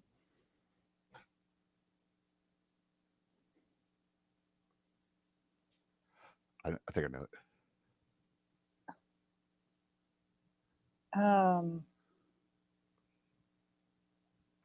Is the man a driver? Is it Driving Miss Daisy? That's actually what I thought of. Yeah. That was Morgan Freeman, right? Doug Ford says whoever wrote these questions wasn't alive in the 80s. Which iconic 1988 movie features a cross-country road trip for two brothers, Charlie and Raymond Babbitt? Oh, Rain Man. Rain Man. A lot of Tom Cruise going on in this this round. Which 1984 film by John Hughes only took 2 days to write? So if it's 84, that would be The Breakfast Club. Right. Weird Science. I have this really odd amount of useless information about John Hughes in my head. So Weird Science came out in 85. 16 Candles came out in 4. It came out. Was it 16 Candles? That's 16 Candles, right? Yep, 16 Candles. All of said it. He wrote it in 48 hours is what it says, which seems crazy. Seems cocaine induced. But I'm sorry, that's slander, and that is not true. That is not true. Hughes family. I mean, you never know. Probably Which actress played the main character in 1982 film E.T.? Which Oh, actress? Drew Barrymore. Yeah. What brought seaweed and raw fish? Who brought seaweed and raw fish to lunch in the movie The Breakfast Club? It would have been Claire. Claire. Yeah, Claire. Do you want to do one more round? We got pop culture or TV trivia. I'll let you pick. It's up to you, Jay. Let's try TV. Try TV for It doesn't really 600, matter. Alex. Mike, Ben, and Carol Seaver were featured on which show? Growing Pains. Oh, she's Jay she's just went in and stole it. Hey, well, I haven't had. She was answering all of them, so I haven't had a chance to really. He had it pent up inside. We need to go quick recall buzzers for this. Quick buzz in. Which show hosted by Mario Catone involved trivia questions and a maze? It was probably a lot better show than this show. In a maze. Who was the Involved host? trivia questions and a maze. Mario Catone or Cantone. It aired between 1987 and 1993. So late 80s. In a maze. Maze. No. Give up. I'm Stump stumped too. me. Stream or Steam Pipe Alley. The hell? Never, Go on. never heard of man. it. No. Which sitcom featured a collection of teenagers, including Charlie Moore? A collection of teenagers. Mm-hmm. Seems It's from broad. 86 to 91. That feels like Degrassi Junior High, but It highlighted a group of honor students in high school. Oh, head of the class. Head of class. Yeah. Head of the class. Yep. How many kids did Carla have by the end of the show Cheers? A lot. Yeah. 6, 7, Higher. 8. 8. 9, 8. 9. 8 kids. 8. Good Lord. Let's see. That one's too easy. At the beginning of the series, Roseanne, in 1988, where was the main character Roseanne Connor working? I wish I didn't know this because I was not a fan, but I didn't care for Roseanne. Yeah. I didn't I care don't for Married know. with Children either. what I didn't like Married with Children. was is it Lunchbox or something like that? Where she worked, Yeah. plastics factory, so they probably Oh, made lunch boxes. Okay. I don't know. You're not going to be in charge of trivia anymore. I'm not. Well, that's what's on here. You do one more, last one, and that's Is somebody the keep way- a score, by the way, in the chat? Rebecca's winning. No, she's not. Yeah, and that's the way it is. Was a signature phrase by which television journalist? That's the way it is. Mm. It wasn't Cronkite because he did the cookie, right?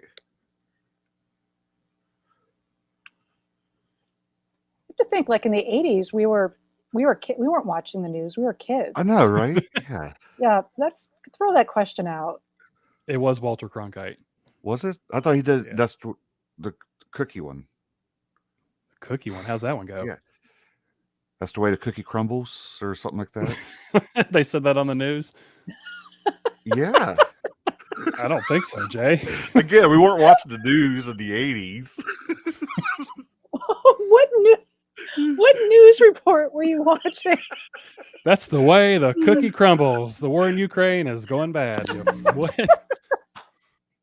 Or the 80s would have been the Cold War, right? What kind of show are you watching, Jay? That's the way the cookie crumbles? Like, what news anchor seriously would say that?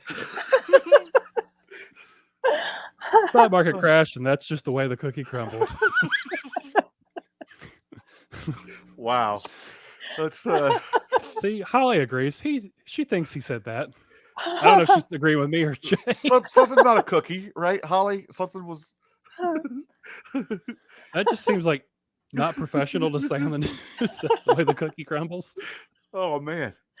See, at least we ended with laughter, right? You know, it just tanked and then we laughed about it. It was good. See, now I'm gonna go look Oh. up Walter Cronkite clips and see if he says that's the way the cookie crumbles at the end of his thing. Well, because I know it because I think Jim Carrey does an impression of Well, maybe him. Jim Carrey was making fun of him saying that. and Maybe he didn't wanna say was. I it. don't know. All right. All right. Just really serious news broadcast, and that's how you end it. That's the way the cookie crumbles. It pans out, the music starts to play, and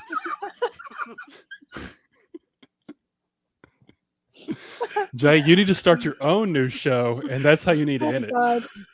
End all your That's like- reviews like I'm that. in all my reviews with and that's the Oh, way the That's the way the cookie crumble. Okay. So let's go back to your you see the segue here. I'm trying to get out of this. Rebecca needs a minute. She needs a second. She's got tears coming out of her face. All right. Woosah, right? I'm hot is that, now. That's Seinfeld. Is that Seinfeld? Woosah? Or is that Friends? I can't It's remember. Serenity Now. Serenity Now, yeah. Pretty now it's time for Okay.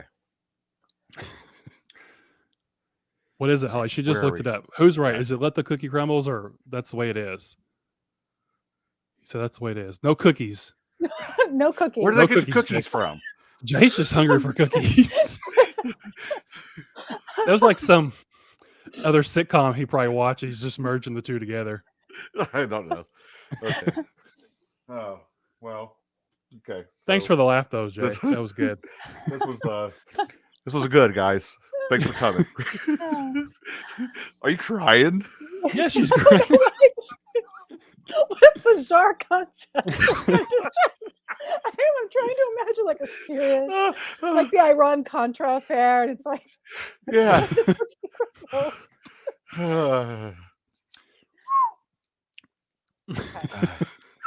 So Rebecca, she writes books, and she I know, edits really. books. She has her own press now. Should we talk? Are we allowed? She Are we does. allowed to show the sure. Tara Yeah. I thought you wanted to make a drink, Brad. You're the I didn't have time to go get bitter. All I have is just straight up bourbon. That's all I got. I don't have anything to mix it with. I gotta be honest with you, like you can see it's Kevin Bell and I that put Right. this together, and he's the bartender. I when Okay. I'm pouring drinks, it's just like, well, this feels like that's Let's- enough, and that's Let's it. add a little bit of Maker's Mark in there. It's fine. Yeah, it's like Maker's Mark and Maker's Mark, and that's it. That's the Gonna drink. chase it with more Maker's Mark. Exactly. So, So like, what was the whole ideal or concept? hold it up behind- again so everybody can see. What's it called This- again? Terror care for for teetotalers. teetotalers. How do you say that There it word? is. Teetotalers. Teetotalers. Okay. Teetotalers. I'm horrible at pronouncing things, but teetotalers. So I'm We've all learned I'm like that throughout this whole teetotalers. episode, Jay. Teetotalers. I know. I can't say your press right. I can't say your. You can't say the name of the monster and Shagging the Boss, right? Yeah. I think that's going to be the game next time. Just, I- just give me How words. can Jay pronounce this word? That actually sounds like a really fun game. Well, we need Ross Jeffrey for that. Well, No, the it can poop be bag, anybody. Yeah. And we'll just So, put up some random word, see if you can pronounce it. I've lost track of all word. I just want to finish out this band thing. All right. so- Yes. Yep.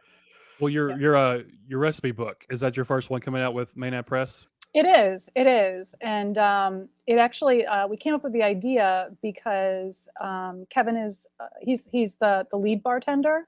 And Mhm. every season where he works wants him to come up with sort of new cocktails. And so he has to come up with them from scratch. And he was coming up with all of these different ones that he ended up not using for his work. And the first one that he made is actually it's the Dream Warrior one. Okay. It's the one from Nightmare on Elm Street 3. And I tasted it and I'm like, this tastes like a cookie. Like, this is delicious. This You is have dangerous. to use this. Like, and some of them really are. Like, they are Yeah. so delicious. And then he just started making more and more. And I'm like, we should come up with like a cocktail, cookbook. And then we came up with this idea of just tying them to our favorite horror movies. And so Right. there are 31 of them. And some are kind of stretches as far as how they're connected to the drink, but for the most part, we tried to tie them in Wait, is there some only way. 31? I thought I counted more than 31. So like with some of them, they're like tying it into the movie? Do they like drink that in the movie, or is it sort of kind of the theme of it? Yeah, It sort more- of relates to the movie. It's got Like like little theme- snippets here that I like these little Yeah, commentaries. it's got like little descriptions above each Right. one. Yeah. Yeah. So like No Escape from the Grave, which is from Serpent and the Rainbow, has a graham cracker rim, which is kind of like we're kind of imagining that would be like the dirt from a grave. Okay. I'm trying to think of what else, like the Very Hellraiser one. graphic, very graphic ingredient book here. Yeah, I mean it's I mean some of these drinks are I mean I did have to, take one for the team and try every Taste one of test them them. all. Yeah. Sometimes multiple times Just to over be the sure. weekend, just to tweak it a little bit, to tweak it here and there. And some of them are absolutely, I mean, just dangerously delicious. And yeah, we just had a lot of fun with it. We had a lot of fun. September, right? Is that the September 3rd it comes out. Yeah, September 3rd. It took me a while to realize there's a reflection there in the machete on the front. Yes, Or there am I- is. Yeah. that took me- Yeah. So Jay's not a drinker. So I'm not. Out of, yeah, out I of your don't- recipe book, what would you recommend for him to try since he doesn't drink? What would be a good starter? I'm not like a cocktail for him? just for people. I'm not a recovered Yeah. alcoholic. Right? I just Just don't do never really developed a big taste for it. Yeah, You no, I even would went to do- college, but I still didn't develop a taste. I would do a bigger boat. So this one Okay. it's actually got like a gummy shark in it as well. And it's delicious. It's kind of coconutty, very sweet. It's our Jaws drink. And it. Nice. So you know what I could do? I mean, it could get a little pricey, but I could do a series of videos, and each one Jay the bartender. make a drink. That could really. It won't get too pricey because you get your rum bottle and use it for multiple things, or your bourbon use Yeah. it for multiple things. oh, it gets bitters and pricey. stuff. Like yeah, Well, I mean, maybe that's one of the reasons why I never became a drinker. It's too expensive. yeah. And then you end up with like where you have like this bottle of rum and you're like, I need to use this for something. And then you Yeah. end up drinking Does it go more bad? and I don't know. Not really. I mean, you can I put it in mean- the freezer; it'll last basically forever. yeah, anything that has a high sugar content, so any of the kind of the like the schnapps are going to go Yeah. bad. They are going to go Yeah. bad. But yeah, just like Brad says, so if it's something that's got a very high proof to Mhm. it, vodka, rum, just your straight whiskeys, things like that, they're going to last a while as long as you keep them, room temperature or temperate at least. You can put them in the freezer and they'll never freeze. Yeah, because the high alcohol content for Mhm. sure. So is it fun going through and matching all these to different movies? Did you go like watch movies and say, "Oh, let's match it to this," or did you just have them all in your head already? We did. I mean, about half of them we ended up rewatching, just to kind of because we were like, oh, we really like. Did you have a drink while watching the movie? No. And there were some movies that we really liked, like The Descent. That's a great movie. But we just could not figure out a drink that was like Drink that would go with cave monsters and digging out of the ground. at the end. right. Yeah, we just couldn't find one that would fit. So there were a few that we had to leave off the list. But Just a You side drink it note. and you feel very claustrophobic. right. Yeah, take this drink and then go in the closet and and have people not let you out for a while, and then that's your drink. Bruce Almighty, Jim Carrey. That's why the cookie crumbles. Okay, keep going. Keep going. How did you relate that to? I had to look Walking it up. Dead? I was looking it up. You guys were talking about drinking, and I don't know anything about drinking, so I had to look it up for a second. And do you have an anthology coming out with your press too, or a short story collection?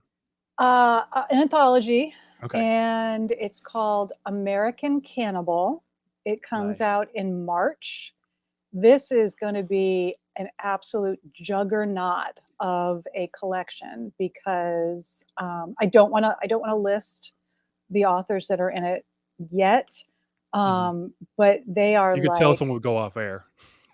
I will. Okay. And I already have.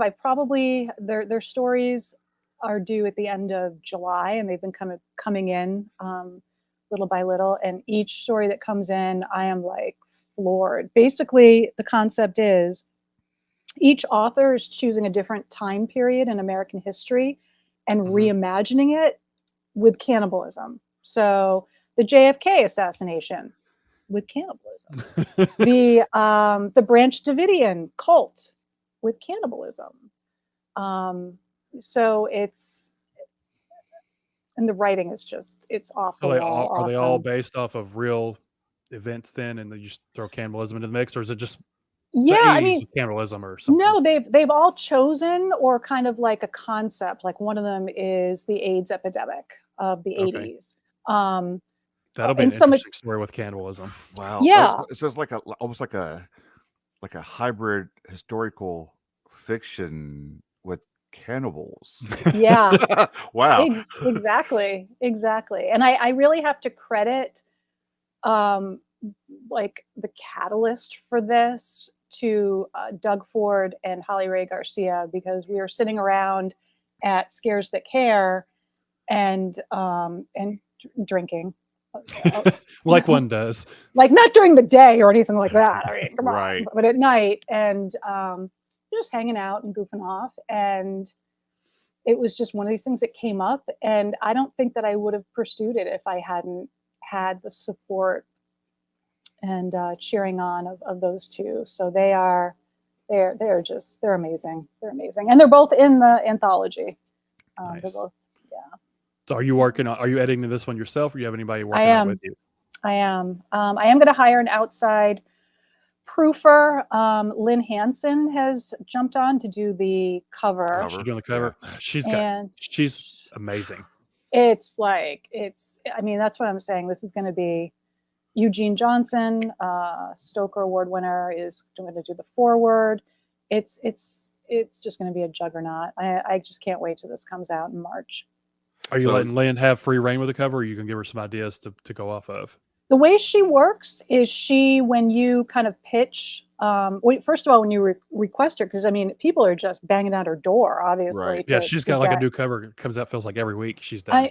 But I mean, and I'm sure for every one that she does, there's probably 100 that she has to turn away, for requests. But she asks you, like, what kind of covers do you like? What is your anthology about? And then she does the research to see, like, what are the trends, what's selling, what kind of goes with this theme, what goes with this mood. I think I mean, in addition to her artistic ability, she also does the research. Like, she knows her stuff. So I don't know what the cover will look like, but I'm sure it'll be great. She's been doing a lot of like awesome. 80s, like old school, like 80s horror paperback covers recently, which look fantastic. Yeah, she did Bridget Nelson's bouquet of Viscera short story collection, and with all the flowers and stuff. That's all the flowers. With the flowers that are actually stuff. like monstrous kind of flowers. You should have Maria Abrams cover too, right? Where it's like the girl like pulling her face off with Clash. I don't know what it's called. It recently came out with Clash. Yeah, what was that? Shoot. Oh, I don't know. It's a cool cover. And I know she did Dracula, the 125th anniversary edition cover, or whatever it was. She did the new Dracula cover, which looks cool. Did she do the Evie Knight? The 3 Days in the Pink. No, Children of Demeter. I think she did that one. Yeah. The like a really kind of psychedelic tie-dye looking. Yeah, psychedelic tie-dye one. Yeah. Yeah, I love her art style. It's amazing. It's amazing. And I just happened to see on social media that now some of her covers are being placed on clothing, like really, like dresses and all sorts of things, which is so neat. It's so cool. Yeah, I'm a super fan of hers. I always find it cool, like when cover artists, they do the cover, but they also have the actual original painting somewhere framed. Oh yeah, and that's always pretty cool, because you can tell it was art to begin with. It wasn't just a cover they were creating. They were like doing their painting or whatever, and they have it framed and everything. I thought that's always cool. Yeah. Lynn did this one, and I don't know if she painted it or it was digital, but I love this cover, Halloween Season. Yeah. From Lucy A. Snyder. Yeah. I'm excited for that book now, just because she's doing the cover. That's great. Yeah. So you have the drinks, and you have an anthology. What can we expect from your press, aside from I mean, are you going to keep doing anthologies? Or are you going to start getting writers for novellas? Or do you I even don't know at this know. point? Or I don't know. It's it really, I mean, I started the press in 2021 kind of not knowing what I was going to do with it. And it was Mhm. more of just, I mean, working for Dark Ink for so long, they taught me everything. Like if I said like, "Oh, I want to learn how to do layout." They're like, "We're going to show you how to do layout." "Oh, I want to learn how to do this. I want to learn how to do this." And they were very open about like, this is how you do it. And so I thought, you know what, let me see if I can do it. Let me just see, Mhm. just to see out of curiosity. So I opened the press, you know, I got the business license, everything, I set everything up, but I didn't have any projects for it yet. And I wasn't quite sure what I wanted to do. And then, you know, these two, you know, Kevin and I had just sort of bounced around this idea for Terror. And then this anthology idea, which originally I was going to pitch to two publishers just to see if they would pick it up. And then I thought, no, you know what? I'm going to do it. I'm going to do it. Mhm. I think I can do it. And I know I can do it. And I also know that the publishers that I'm friends with are so giving and just good, nice people that if I call them and say, how do I do this? Or I'm, you know, I'm stuck here. Can you help me? They'll help me. And so I Definitely. know that it's going to be a success. It's going to be kick ass. So You said that's March around sometime next year? March. I'm thinking early March, only because I don't want to compete. Sinister Smile has Just a Girl anthology coming out at the end of March. I only know that because I'm in it. So I don't want, and I don't want to compete with them. I want it to be separate. I want it to be two separate things. So I'm hoping for a beginning of March and before Scares That Care AuthorCon of next year, which I'll be there, and about at least half the authors that are in the anthology will be there as well. Is that something you all like take into consideration, like when other presses are putting out books, as far as when you want to release your stuff to try not to compete, or do you not really ever think about that? Not usually. I knew I wanted it to be March because I wanted it to be to coincide. I had already signed up for the AuthorCon for Mhm. next year, and I knew that a lot of these authors were going to be there. So because that's where I approached them. I actually approached them at this past year's AuthorCon and said, like, will you be in this anthology? And they're going to be there next year. And I thought that would be perfect because that way, if I have them at my table, I can say, do you want this signed by, you know, all of these people And are point to here? them around the room, yeah. wow, And then yeah. they can visit their tables and pick up their work as well. That's So cool. But then you have that asshole that says, "I don't want that person to sign. I didn't, I don't want that person to sign it. I didn't like their story." So, But you mentioned, well, you know, the other leave one it to was me coming to around think the of same that, time. though. Yeah, So, the negative, Jay. sorry. yeah, no, it's just I knew it was March, and then Sinister Smile announced that they would be releasing it at the end of March, and Yeah. I'm like, well, I'm not gonna compete with them, and because it's going to be what they're releasing is absolutely kick-ass women of horror anthology. It's going to be amazing. So that way, it's just we both are releasing things that are super cool. Yeah. And that's the only reason I asked, because you just mentioned that, and I never really thought about, well, do other publishers worry about other publishers, you know, release schedules, or they just was Probably something I brought up. not. I was saying, you know, but No.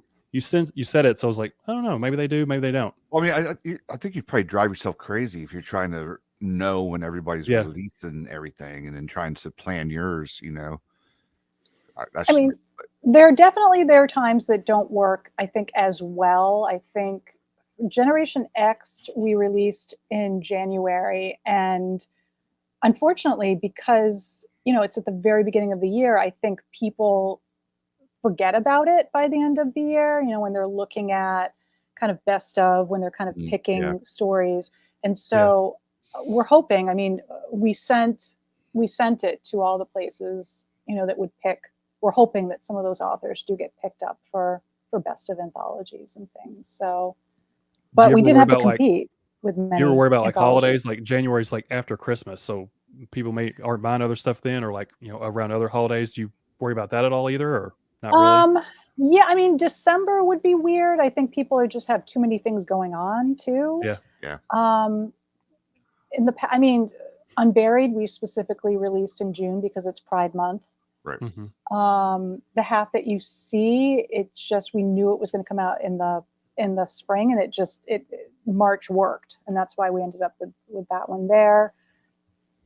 Yeah, no, usually it's more just where are we looking as far as, because we want to be able to release it, have enough time to be able to send it to reviewers, take our time with it and not rush it.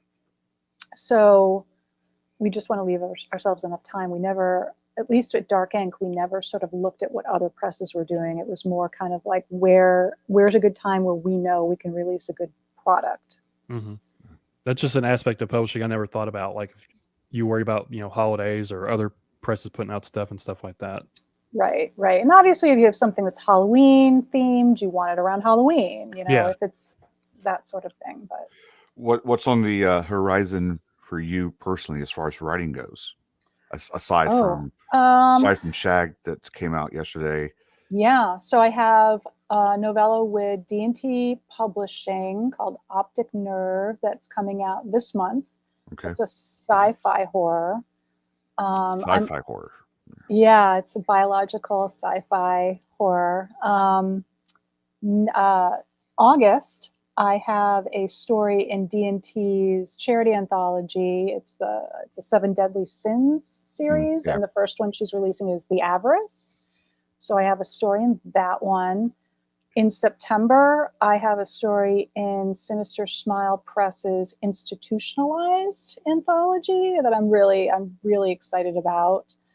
And then my next short story collection, White Trash and Recycled Nightmares, comes out with Stygian Sky Press, and that is sometime in spring, early summer 2023.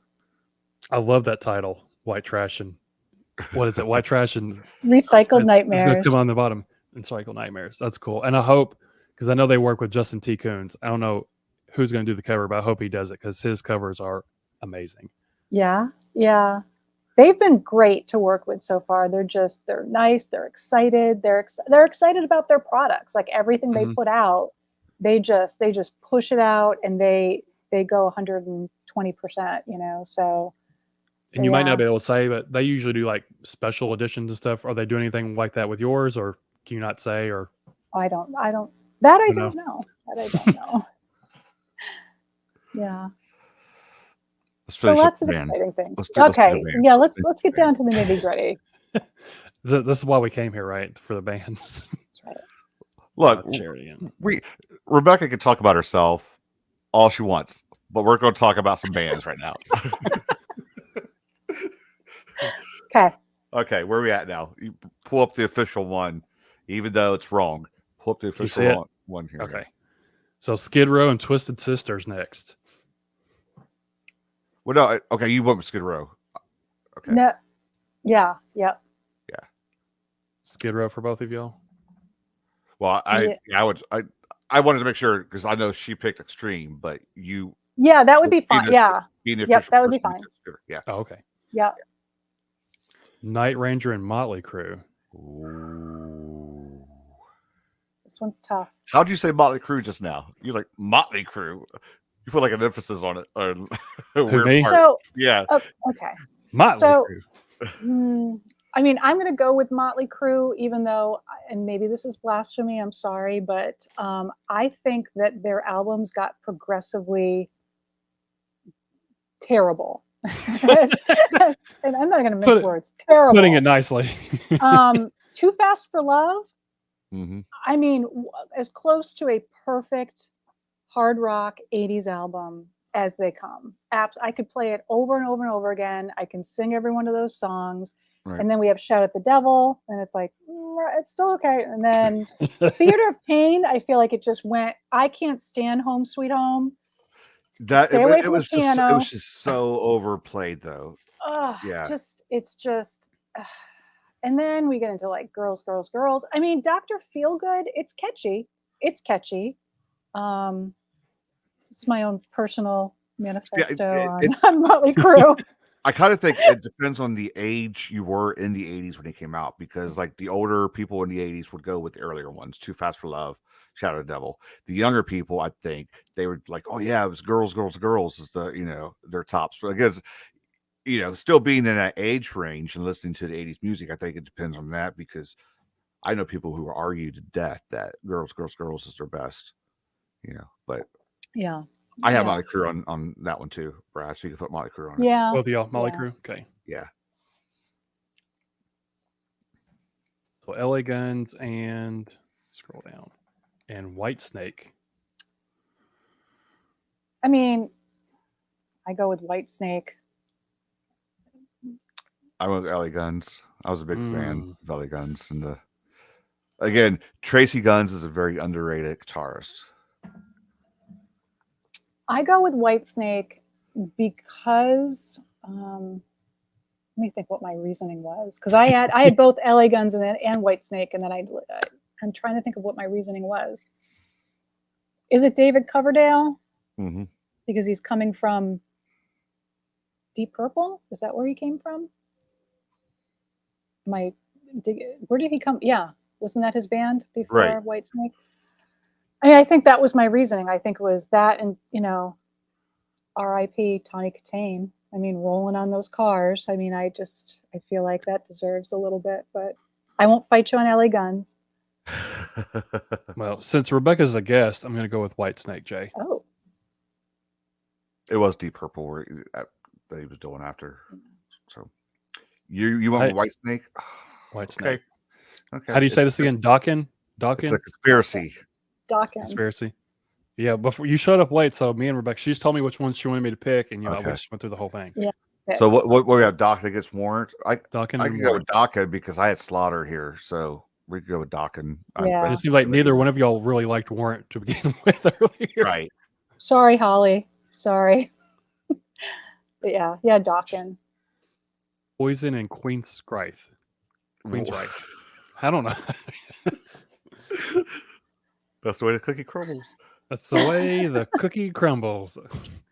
I mean, that needs to be the outro to every Paper Cuts episode now. What do you say, Jay? Poison? I went with Poison. Because again, I was kind of contradicting my own thing. The impact they had in the 80s, really. Yeah. I mean, I guess I can go with that. I mean, Jeff Tate is a better voice, but I guess they really aren't a hair band per se. I think that Poison is the better hair band. When did Jet City Woman come? Was that 90, 91? I'd say right around there. Yeah, right around there. See, that's the other Poison again. Their big stuff was 80s. That's I mean, they're out touring now, but still, look what the Cat dragged in, all that stuff. That's the height of their popularity, I think, would be 80s. So I went with Poison. So we're doing Poison, Quiet Riot, and Cinderella. Cinderella? Sure. I had Bon Jovi there winning that. So if you want to go Cinderella, we can do Cinderella. Cinderella? Oh, this is a good one here. Def Leppard and Rat. Got to go with Def Lepp. Def Lepp. I did too. Mm-hmm. We can't let Doug eat his phone if we don't pick Def Leppard. I know, really. Yeah. And let's see, Lita Ford and Faster Pussycat. Well, you know who I'm going to go with. Those dirty lyrics is what Jay wants. Yeah, Faster Pussycat. Yeah. Yep. But that puts Faster Pussycat against Def Leppard. Let's go from here. Def Leppard, Faster Pussycat. We'll start from the bottom and go up. Just again, the catalog. The catalog. Of course, yes. Right. I mean, if you look at catalog, impact, all that stuff, of course, it's going to be Def Leppard. But I went with Faster Pussycat because, again, I was going up and down with why I was doing these bands, and I was just a huge fan.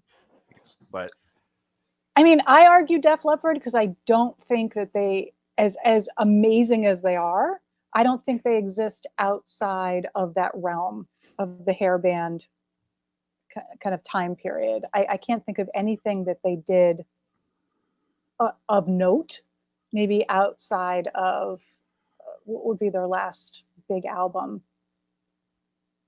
Not Hysteria.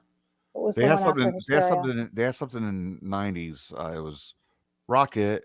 Yeah, Yeah, that one. But that I one. mean, but it was still kind of hair bandy. It was. Is that It even? didn't, We're gonna didn't make have that a that word. '90s feel to it. So Yeah, yeah. I mean, that's why I would go with Def Leppard. I mean, Faster Pussycat, very hair bandy, yeah. but I feel like Def Leppard is just longer. Like they were Right. there longer. I'm fine with it. So Def Leppard, right there. You sure, Jay? That was like you were. No, Going hard for- I'm a huge Faster Pussycat fan, but I could see Def Leppard being, more important to the musical world, basically. Cinderella and Poison. What do you think, Jay? I think Poison's one of the biggest '80s bands of all time. Okay. All right, I'll go with Poison. Okay.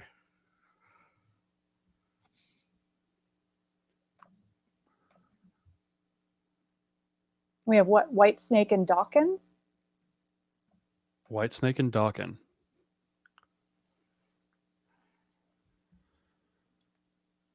I'm going with Dokken. I'm going with Dokken.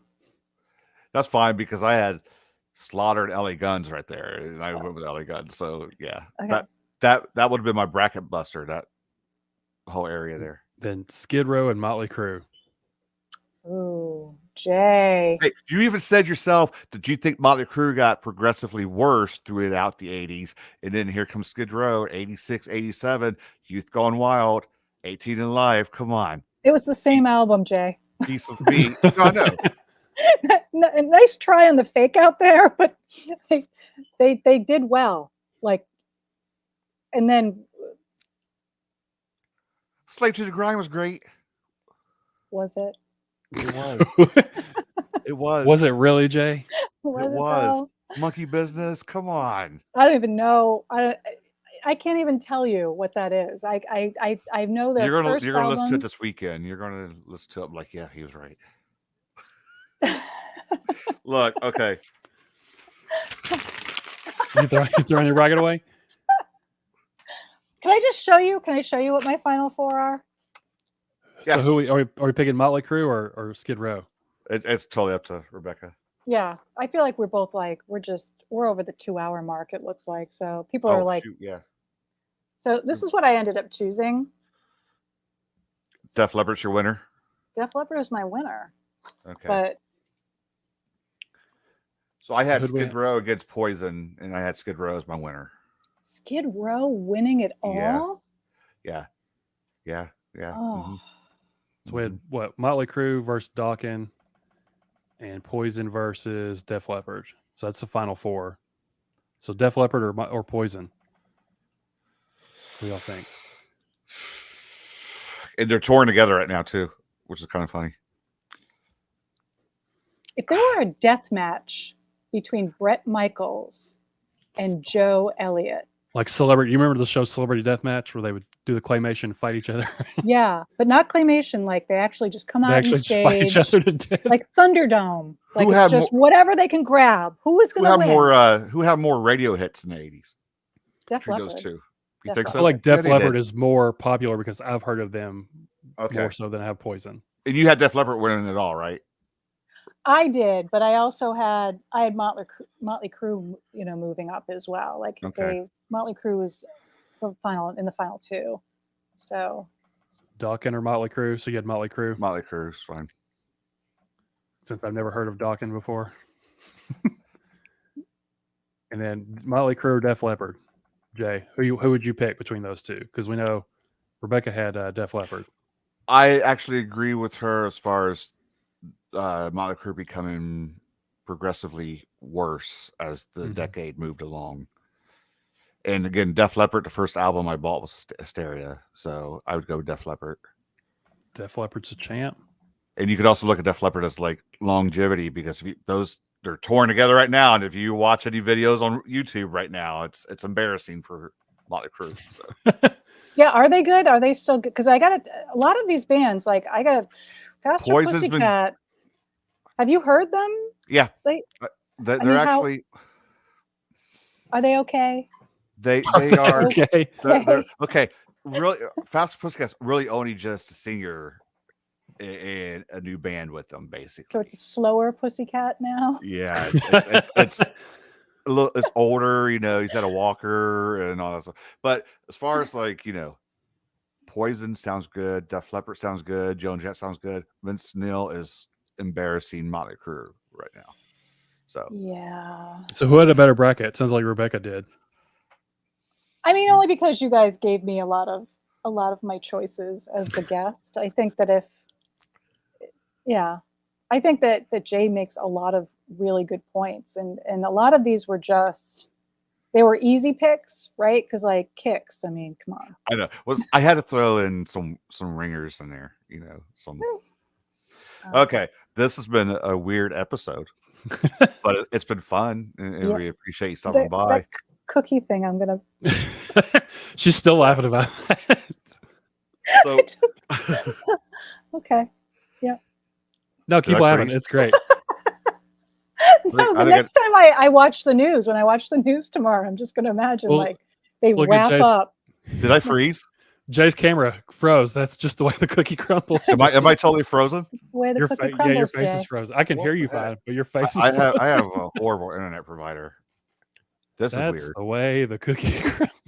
Well, that's a good expression too. That's a good way to wrap it up. I think that's just okay. So I know you're on Instagram. You have your website. You're anti-Twitter, which is pretty cool. I am. Yeah, I am. And Brad will put all your connections like in the video so people can do some visiting and stuff. And yeah, please do. Please visit. So real quick before to wrap it up, Shagging the Boss just came out yesterday. So what would your quick spiel be to get someone to pick it up and read it? So it is weird. It is a weird horror. It's fast. It's 82 pages. You can like gulp it down in one sitting. Good choice of words there. Gulp it down. And it's just, I got to tell you, I can't say enough about Filthy Loot Press. They are just, they are the cool kids in the cafeteria that you wanted to sit with, but you were like, I feel like I'm just not going to be able to make conversation with them. And they're going to talk about bands that I have never heard of. And they're going to have clothing that is really cool. That was the whole purpose too. We talked about this behind the scenes, trying to make you uncomfortable. No, I could care. It wasn't uncomfortable. I just have no idea what you're talking about. But they put out good stuff. So not only like Shagging the Boss, but take a look at their other stuff too that's coming out, because it's pretty awesome. And they recently had a warehouse fire, so buy directly from them to support the. Yes, please go to filthyloot.com.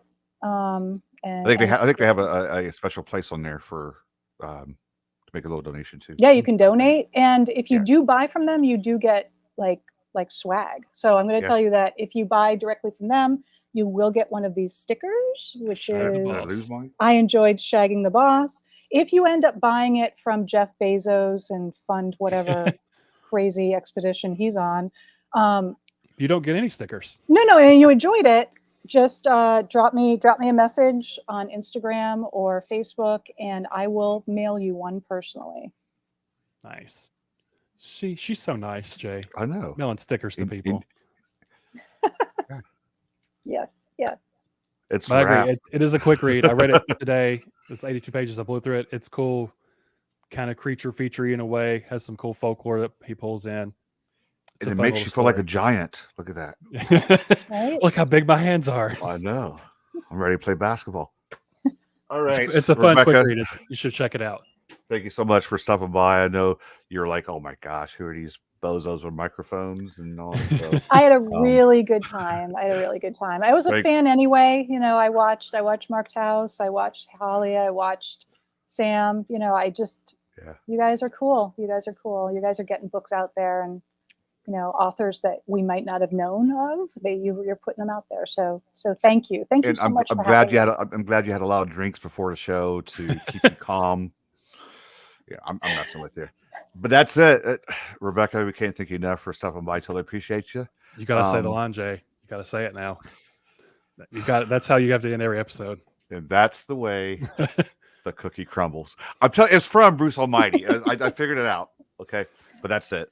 Love you, Thanks Jay. everyone for watching. Totally appreciate it. Thanks for hanging out, Rebecca. Bye, guys.